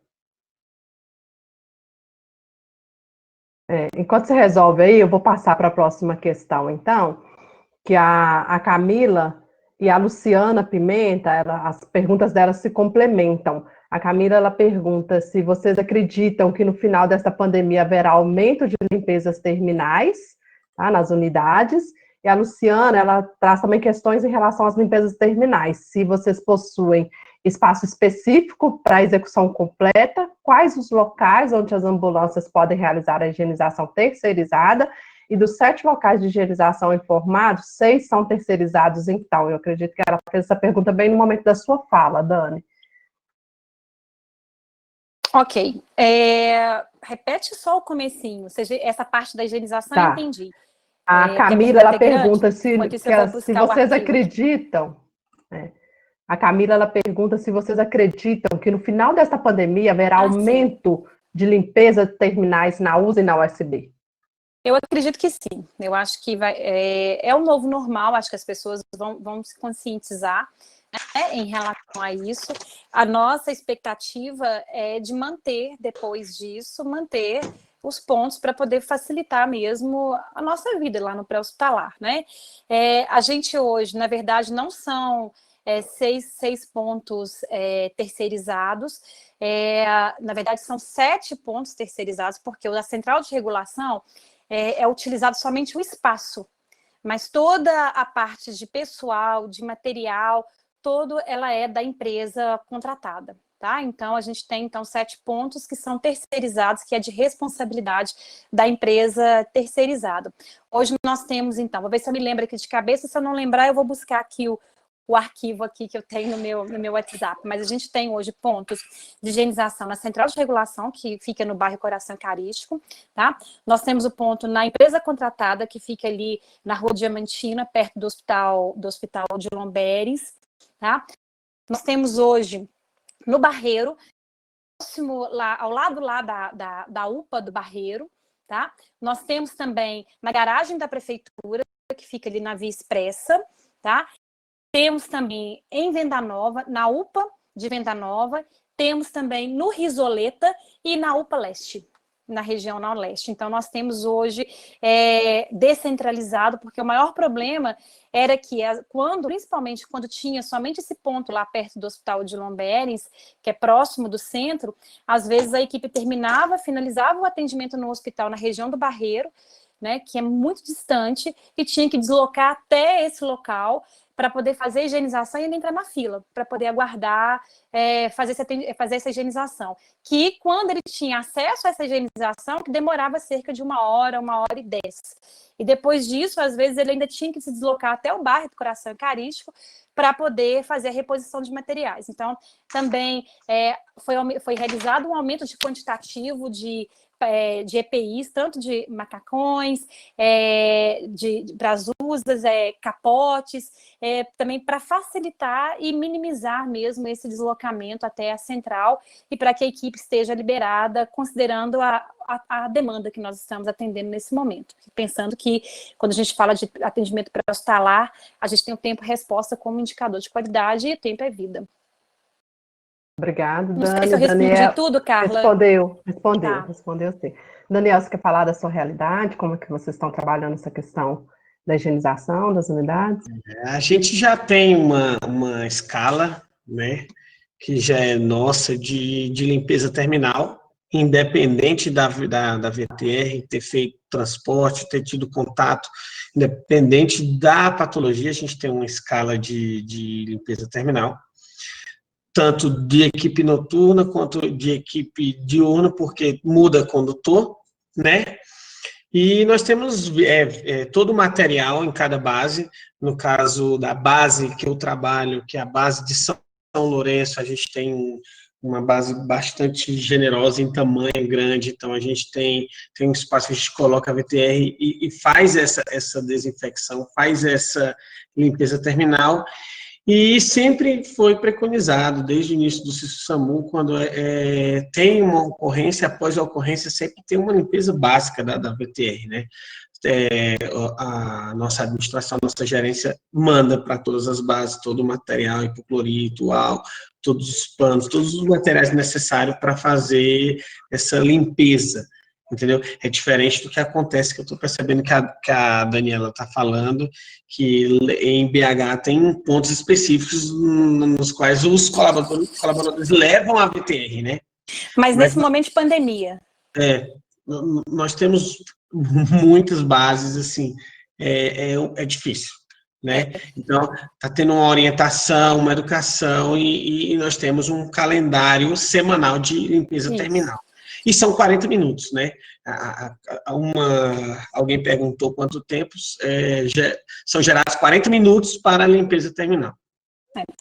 Só completando, antes da pandemia, a gente também tem uma escala, né, também de unidades que, assim, independente de se tiver em atendimento ou não, chegou o dia de fazer desinfecção terminal, mas ela desloca até essa empresa contratada para fazer essa desinfecção terminal. Agora, essa escala não está funcionando, porque a ambulância ela é higienizada diversas vezes no dia, né? E também a gente tem alguns materiais para poder fazer, né, a orientação da desinfecção concorrente após o atendimento, né? Mas a desinfecção terminal, ela está ficando sob responsabilidade agora dessa empresa. Sempre ficou, da empresa contratada. Antes tinha, né, uma escala e agora a gente está fazendo mesmo, porque como maior demanda de atendimentos, né, o Covid, a gente está fazendo entre cada atendimento. E se tiver alguma sujidade, né, caiu, entra no protocolo normal mesmo da desinfecção terminal, antes da pandemia, como era antes da pandemia.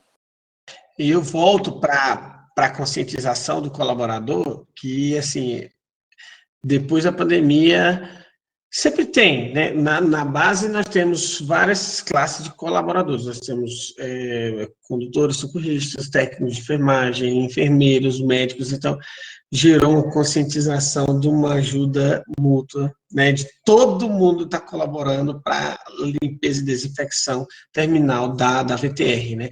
O que antes não era tão assim, hoje tem uma adesão muito grande. Todos se juntam para fazer essa terminal, o que foi legal, né? Mais uma vez, o Covid gerando conscientização dos profissionais de saúde. Muito bem. Tem uma pergunta aqui na sequência do Rodrigo, que ele preocupa, é até uma coisa interessante, todo mundo fica curioso, né? Nós estamos com esse déficit de profissionais em todos os serviços. A gente imagina que no SAMU não é diferente, né? Então, ele coloca aqui os servidores, né, que precisam ser afastados, né? E se vocês têm equipes stand-by, equipes já prontas para que não tenha interrupção dos atendimentos, interrupção do serviço. Então, como que foi organizado no serviço e pensado isso? Porque no ambiente intra-hospitalar não está fácil, né, gente? Está um sufoco aí, contratações, e às vezes não tem quem contratar, né? Então, tá assim, tá tenso. Deixa eu falar uma coisa. Esse Rodrigo, ele me ensinou muito de APH, certo? A minha primeira ocorrência no SAMU como intervencionista foi um acidente de moto na serra. O cara estava num barranco e ele deu um show de retirada, de mobilização. Eu queria mandar um abraço para o Rodrigo, que ele é sensacional, o cara é fera, certo? É um socorrista, assim, de dar o primeiro combate, sensacional. E já que eu estou falando, eu vou responder, né? O SAMU, por exemplo, a chefe dos condutores tem, além de todos os condutores concursados, ela tem o leque dela de opções dos condutores contratados e ela tem os que tiram as férias. Então, nesse momento de pandemia, né, além de cada condutor quebrar o galho, fazer o plantão daquelas bases que tem condutor de atestado, ela tem também os condutores contratados e todas as opções. Da mesma maneira que a coordenação de enfermagem tem, da mesma maneira que o coordenador médico tem e o coordenador diretor técnico da regulação. Além disso, a gente conseguiu, respeitando todo o distanciamento, toda a parte de biossegurança no nosso NEP, a gente conseguiu fazer alguns treinamentos, algumas palestras, algumas orientações de novos candidatos a contrato, ou seja, eles não são concursados, eles não têm contrato, mas a gente conseguiu realizar a palestra e ter 20, 30 médicos ali e uma lista de espera e de contato que, se necessitar, eles já estão treinados, já fizeram o primeiro contato com a gente, o treinamento inicial. E é isso que a gente está fazendo, né? Cada coordenação tem o seu leque de opções de concursados, contratados e dos que cobrem férias. E graças a Deus, né? Assim, a gente não tem tido muito afastamento por síndrome gripal, por Covid. Eu acho que a gente está conseguindo manter uma média boa de funcionários trabalhando. Bom, aqui em Belo Horizonte, né, diante da pandemia, inicialmente o prefeito ele suspendeu todas as férias, né, de todo mundo, então nós ficamos aí um tempo com todos os profissionais, então ninguém pôde tirar férias, teve que voltar com todo mundo, mas nesse momento, né, e aí acabou que só empurrou um problema, porque agora a gente tem profissionais de férias, profissionais que tiveram que remarcar suas férias, né, e a gente tem algumas baixas, né, alguns afastamentos, e também foi o que a gente conta, com o apoio, às vezes, dos profissionais mesmo, colocado nos grupos, quando precisa de fazer alguma cobertura, às vezes por plantão extra ou por banco de horas, tá?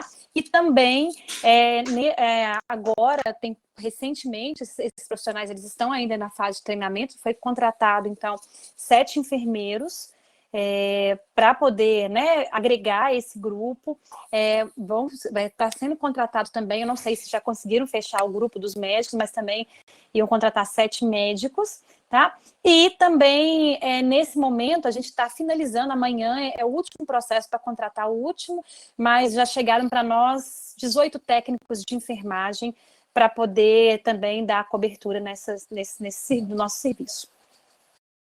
Ok. Dani, o Rodrigo ainda pergunta, uma pergunta específica para você, ele pergunta qual é a maior dificuldade de vocês nas ocorrências de Covid e em qual momento as contingências são aplicadas?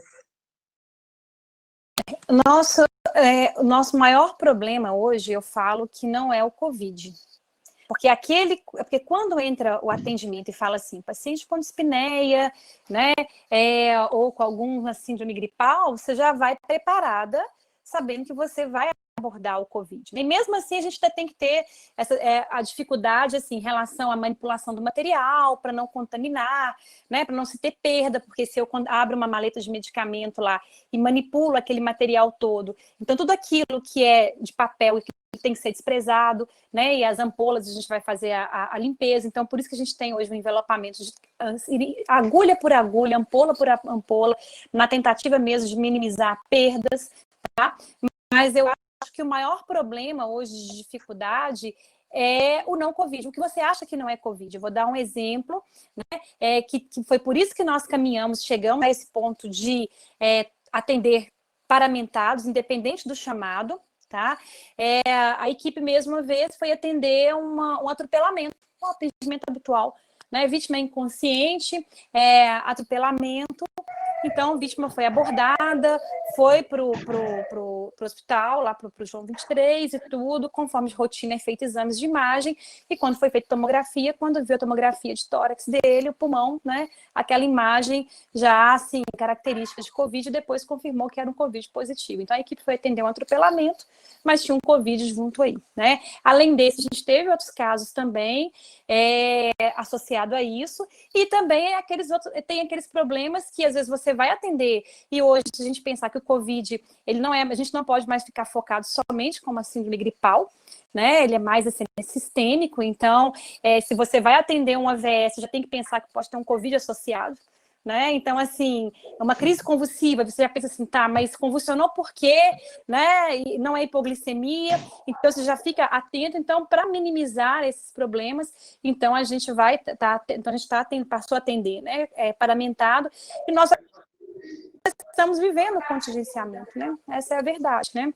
A verdade é essa, porque nós estamos com problemas, igual eu falei, tivemos que contratar mais profissionais para poder ocupar, né, as vagas dos profissionais afastados, né, para poder substituir. Tivemos que fazer todo um dimensionamento de materiais dentro da ambulância. Então, antes a gente tinha uma quantidade maior de materiais, hoje a gente tem uma quantidade menor, então foi feita essa redução pensando nisso, né? Detalhes, assim, de orientações que são básicas, que às vezes não se seguiam, de usar macacão na base, né? Mais uma série de coisas. Então, nós já estamos vivendo isso, a questão da N95, né? Que, se a gente pega a literatura, o ideal, às vezes, é usar somente um atendimento e jogar fora, mesmo ela tendo a validade de até 3 meses, né? Agora a gente está fazendo a reutilização, porque não tem condições de usar um atendimento e desprezá-lo, então nós já estamos vivendo o contingenciamento. Mas com segurança para a equipe. E quem está reclamando aí de lavar ovo por ovo, né, gente? Vamos pensar no atendimento pré-hospitalar, né? Tem uma pergunta aqui, mas né, gente? Ovo por ovo, vamos lá. Vamos vencer a pandemia juntos. Imagina a ambulância, perder materiais, né? Jogar fora. E é isso, né? Está vivendo uma situação que é bem crítica. Tem duas perguntas aqui. Só fazendo um comentário, eu cheguei no ponto que eu falo assim, quando a pessoa fala assim, mais um Covid, eu falo, esse é que você sabe, né? Então, assim, que bom que a gente está indo atender um Covid. E isso para os hospitais também virou um problema, porque quando você divide fluxo e fala assim, não, nós temos um fluxo só para Covid. Quando chega o pessoal do SAMU levando pacientes inconscientes, beleza, entra para o fluxo Covid. Mas e o trauma? E as ocorrências? E as pessoas não assustam muito a gente, né? O que você sabe é mais fácil, né? O problema é que não está escrito, não está tatuado na testa. Não está tatuado, né? O Wallace e assusta muito com a gente quando a gente chega, quando a gente chega, às vezes é um paciente inconsciente, a gente chega paramentado no hospital. Mas é Covid? Mas vocês estão paramentados? Não, a gente não sabe se mas é nosso protocolo paramentar, então por isso que a gente está paramentado, né? Então, assim, o povo assusta quando vê a gente. E é interessante, Dani, porque a gente fez um evento no início, acho que em março ou abril, se não me engano, né, da Abramed, e essa dúvida surgiu, né? Foi muito, assim, como que é? Vocês não vão paramentar todo mundo? E ainda não tinha esse protocolo, ainda não tinha esse retorno. Como que é dinâmico? E que bom que evoluiu para isso, porque é muito risco profissional, né? O profissional pode ser visto como herói, como tudo, mas antes disso ele é ser humano, ele tem família, né? Poxa, ninguém quer adoecer com isso, né? E como que o processo de avaliação tem que ser... E como que o processo de avaliação tem que ser constante, né? Então, isso bem exemplificado no PDCA que a Dani apresentou. Né? Então, é uma avaliação constante. Exatamente, a gente usa o PDCA, porque é o que dá toda esse norteia, né? Uma ferramenta de gestão que a gente tem trabalhado muito com ela e tem nos ajudado, nos apoiado quanto aos processos. Bom, um tema polêmico sempre, né? Acho que em qualquer situação, não só para o pré-hospitalar, o Wallace ele coloca aqui sobre a testagem regular de profissionais de saúde. Né? Então ele coloca que às vezes a pessoa está contaminada, desparamenta, está do lado dos colegas, vai tomar café, vai almoçar, ou seja, aquele convívio ali que acaba tendo maior contato, né? Então ele pergunta se essa testagem regular não poderia limitar o número de pessoas contaminadas, né? E aí reduzir o número de óbitos também dos profissionais de saúde. E a Luciana complementa aqui, perguntando, aí é uma dúvida dela, né? Eu também não sei, se os profissionais de saúde eles são submetidos apenas ao teste de anticorpos ou não, é feito ou também, ou se é feito somente o outro que é o PCR. Né? Então, não sei aí o que vocês acham da questão da testagem regular e também que testes que estão disponíveis para esses profissionais. Bom, polêmico, né? Polêmico. Polêmico. De polêmico para polêmico, eu vou continuar com a polêmica, tá bom? Tudo bem? Certo. O que o Ministério da Saúde fala? O Ministério da Saúde pede, e a Secretaria de Estado de Minas Gerais, que lançou esse documento 6/2020, do dia 20 de julho de 2020, é para testar profissional de saúde sintomático. Sintomático. É o que eu falo para os meus alunos, gente. A vida inteira de profissional, eu tive contato com tuberculose, eu tive contato com meningite, eu tive contato com pneumonia, sem saber a etiologia, porque não tinha exame no momento, era só a clínica, o raio-x. E aí, vou sair testando tudo? Então, o Ministério da Saúde e a Secretaria de Estado de Minas Gerais pede para testar profissional de saúde sintomático. Se eu não tenho sintoma, eu não vou testar. Gente, no mundo ideal, que tem recurso para tudo, que tem profissional de saúde saindo pela janela, eu tenho dinheiro para tudo, seria maravilhoso testar todo mundo, seria maravilhoso. Se eu tenho uma coriza, eu me afasto, tenho um cara para substituir o Daniel, mas essa não é a nossa realidade. Não adianta eu brigar, não adianta eu dar murro em ponta de faca. Não é a nossa realidade, certo?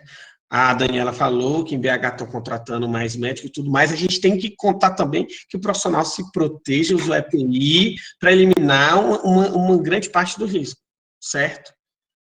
Tá? Então, só vai testar profissional de saúde sintomático, tá? E ainda digo mais, porque eu sou médico do trabalho, ainda digo mais, a Associação Nacional de Medicina do Trabalho fala para o profissional de saúde. Muitas vezes, está resfriado, coloca uma máscara e trabalha. E está resfriado, não interessa, testou negativo, volta a trabalhar no dia seguinte. Então, essa é a realidade. Então, o Wallace fez uma pergunta polêmica, eu continuo com a polêmica do mesmo jeito, tá bom? Quais são os testes? A Luciana perguntou, né? A gente tem a coleta do SWAB para fazer o RT-PCR, certo? Para identificar aquele material genético do vírus, que ele é feito do 1º até o 7º dia de início dos sintomas, de preferência 3º até o 5º dia, tá bom? E a gente tem um teste rápido, que já vai ver o IgM e o IgG, que é feito a partir do 8º dia, tá? Tudo bem? Gente, só uma história. Tem uma cidade perto da cidade onde eu moro, um médico fulano de tal, era o que mais se preocupava com os EPIs e com a proteção dentro do hospital, certo? E aí, esse médico, fulano de tal, apareceu com diagnóstico positivo de Covid. E aí, nossa, meu celular encheu de mensagem, mas doutor Daniel, pelo amor de Deus, esse fulano de tal, que era o que mais se preocupava no hospital, que pegou Covid, imagina a gente que não usava a proteção dele. Então, você vai rir. Essa é uma palestra séria da Escola de Enfermagem do FMG, mas eu vou te falar a realidade. O cara se protegia no pronto-socorro. mas fora da cidade. O cara tinha 4 namoradas. Então, às vezes, tu se protege no teu local de serviço, mas se tu não se protege quando tu vai comprar um pão, tu pega a sacola de pão, tu coça o olho, sendo que o cara que entregou a sacola de pão, ele estava resfriado, coçou o nariz, pegou na sacola, tu pode pegar. Então, não, assim, não adianta eu me desesperar. Eu sei que eu estou numa pandemia. Eu não tenho recurso para tudo. Eu tenho que... Por exemplo, a Daniela está falando que o ideal era usar a N95 e jogar, descartar, mas estão reutilizando, porque a gente não tem recurso, gente. Entendeu? Não é um mil maravilhas. Então, o Wallace pode até ser que seria assim, que a gente diminuísse a incidência de óbitos, alguma coisa assim, mas não é a nossa realidade. A indicação é testar paciente sintomático. Nós temos 2 testes, até o 7º dia RT-PCR para o SWAB, certo? E nós temos acima o teste rápido IgM-IgG. E, desculpa, mas eu acho que eu mantive a polêmica. Não, eu acho que se você foi pontual nas recomendações, né, Daniel, eu acredito nisso também, e muito cuidado também quando as pessoas querem fazer isso dentro do hospital. Vamos testar todos os pacientes. Atenção, a partir do momento que você indica o teste, você coloca aquela pessoa como suspeito. A partir do momento que aquela pessoa é colocada como suspeito, o comportamento de atendimento tem que ser como tal. Então, eu tive, há 1 semana e meia atrás, eu era uma suspeita, eu fiz exame, e eu tive que me distanciar formalmente de tudo. Não podia sair de casa nem para ir à padaria. Então, tem muita gente falando assim, vou ali fazer o teste, vou ali fazer o teste. Espera aí, tá indo ali por quê? Né? Então, eu tinha sintoma, eu tinha contato com pessoa que tem convívio com o coronavírus todo dia, que a população aqui em casa aumentou, né? Não, menino coronavírus, mora todo mundo aqui. Então, assim, né? Em todos os lugares. Então, é isso, cuidado, né? Pedir o exame para paciente, pedir o teste para uma pessoa, ela precisa ser afastada. Ela não pode continuar trabalhando e dando plantão se ela está aguardando o resultado de exame. Ela precisa sair. Essa é a questão que o Daniel coloca, né? Que a Daniela está aqui. Existe um pensamento de estrutura, sim. E claro que existe o ideal, né? Quem não queria poder fazer isso, chegou no hospital. Não importa, o fluxo é único. Todo mundo é suspeito de Covid. Pronto. Talvez não tivessem nem 2 fluxos, né? Mas, infelizmente, nós vamos ajustando com a realidade e hoje nós já não temos mais limitação de EPI. Mas nós não temos ainda a condição de uma máscara N95 por atendimento, nem dentro do hospital, nem no pré-hospitalar, né? Isso é uma realidade. Né? É isso mesmo, isso.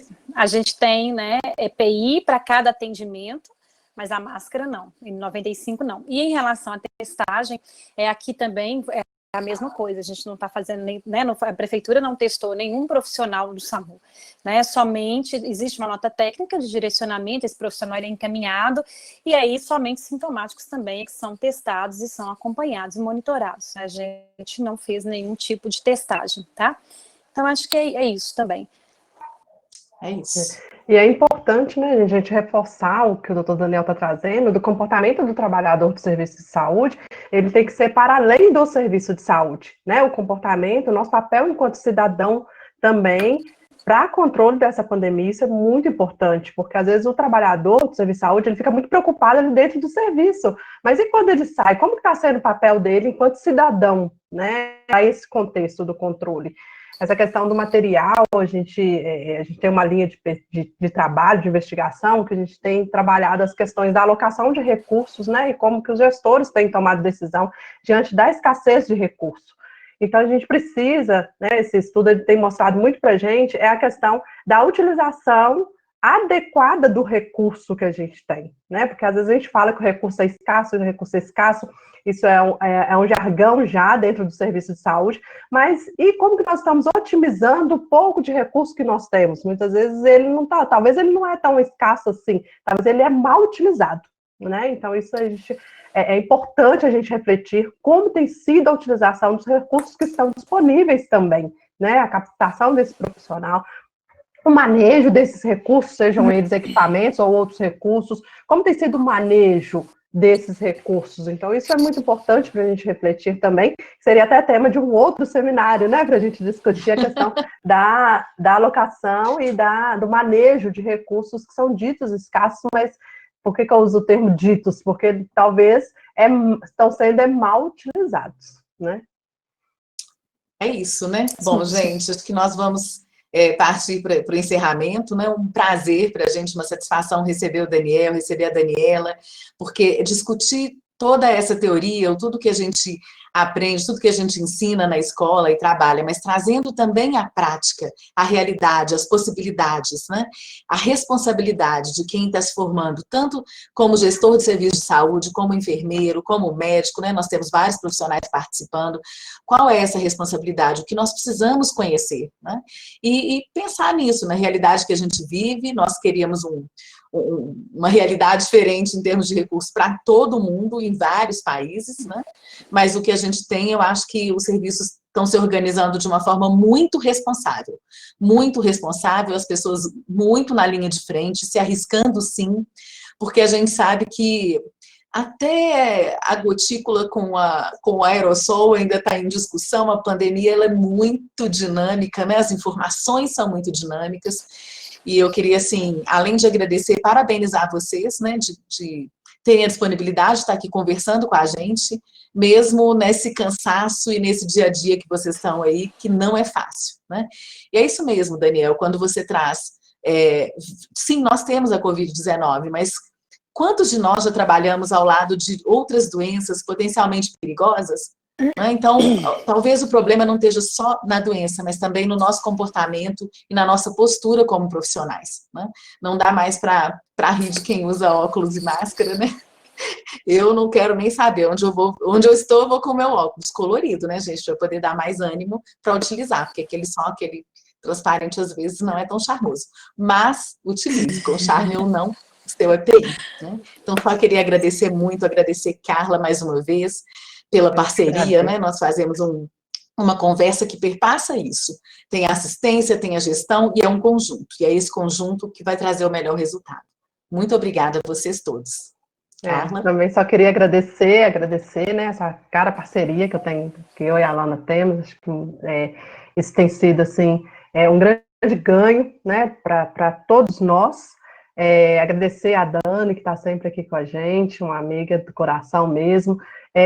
Ter o prazer de conhecer o Dr. Daniel, né? Então, assim, foi muito bom, muito rica a sua exposição. Espero que a gente se encontre em outros momentos, que a gente estabeleça aí, talvez até uma parceria, talvez de outras investigações, em outros campos, tá? Então, fica o convite aí.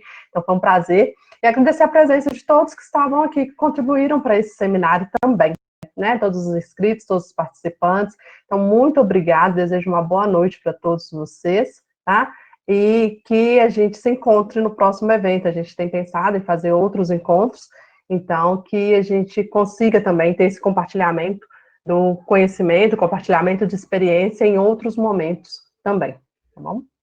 Então, Dani, obrigada, Daniel, pessoal. Um abraço. Também agradecer também, né, pela oportunidade, por estar aqui falando com vocês, né? Também, assim, Alana e Carla são pessoas que eu tenho uma estima muito grande. Prazer conhecer o Dr. Daniel. Né? Hamilton, saudades demais, né, de você, feliz em saber que você está aqui, né, com a gente, acompanhando, muita saudade dos velhos tempos, né, de SAMU, também saudades da Isa, Amanda, agradecer Bruna, que está aí, Emily, a Tárcia querida, né, que está aí também, Gisele, saudade, Vitor, meu filho, né, meu filho querido, que já agora está caminhando sozinho, né, Tailane. Então, assim, agradecer a todos e, né, por ter ficado até o final, todo mundo aí juntos, né, para discutir esse tema. E eu estou à disposição para que vocês precisarem. Muito obrigada pela essa oportunidade. Obrigada, Dani. Gente, agradecer também, tá, por essa oportunidade sensacional. Conhecer também a Daniela, a Lana, Carla. Tô assim, virei um fã de vocês, tá? O CISU SAMU está de portas abertas, tá? Para qualquer coisa. E também queria agradecer toda a minha equipe do NEP, do nosso CISU SAMU, a oportunidade, tá? E não posso deixar de mandar um beijo para minha esposa maravilhosa e meu filho maravilhoso, Maísa e Juninho. Tá bom? Aliás, aquela fotinha sua que você coloca, aquilo ali deixa a sua apresentação mais leve, viu, Daniel? Então, tinha que comentar isso. Com certeza. Obrigado. Que lindeza. Muito bom. Obrigado. Pessoal, é isso. Muito obrigada e até o próximo. Boa noite Boa para todo noite, mundo. gente. Bom descanso. Bom descanso. Tchau. Tchau. Tá.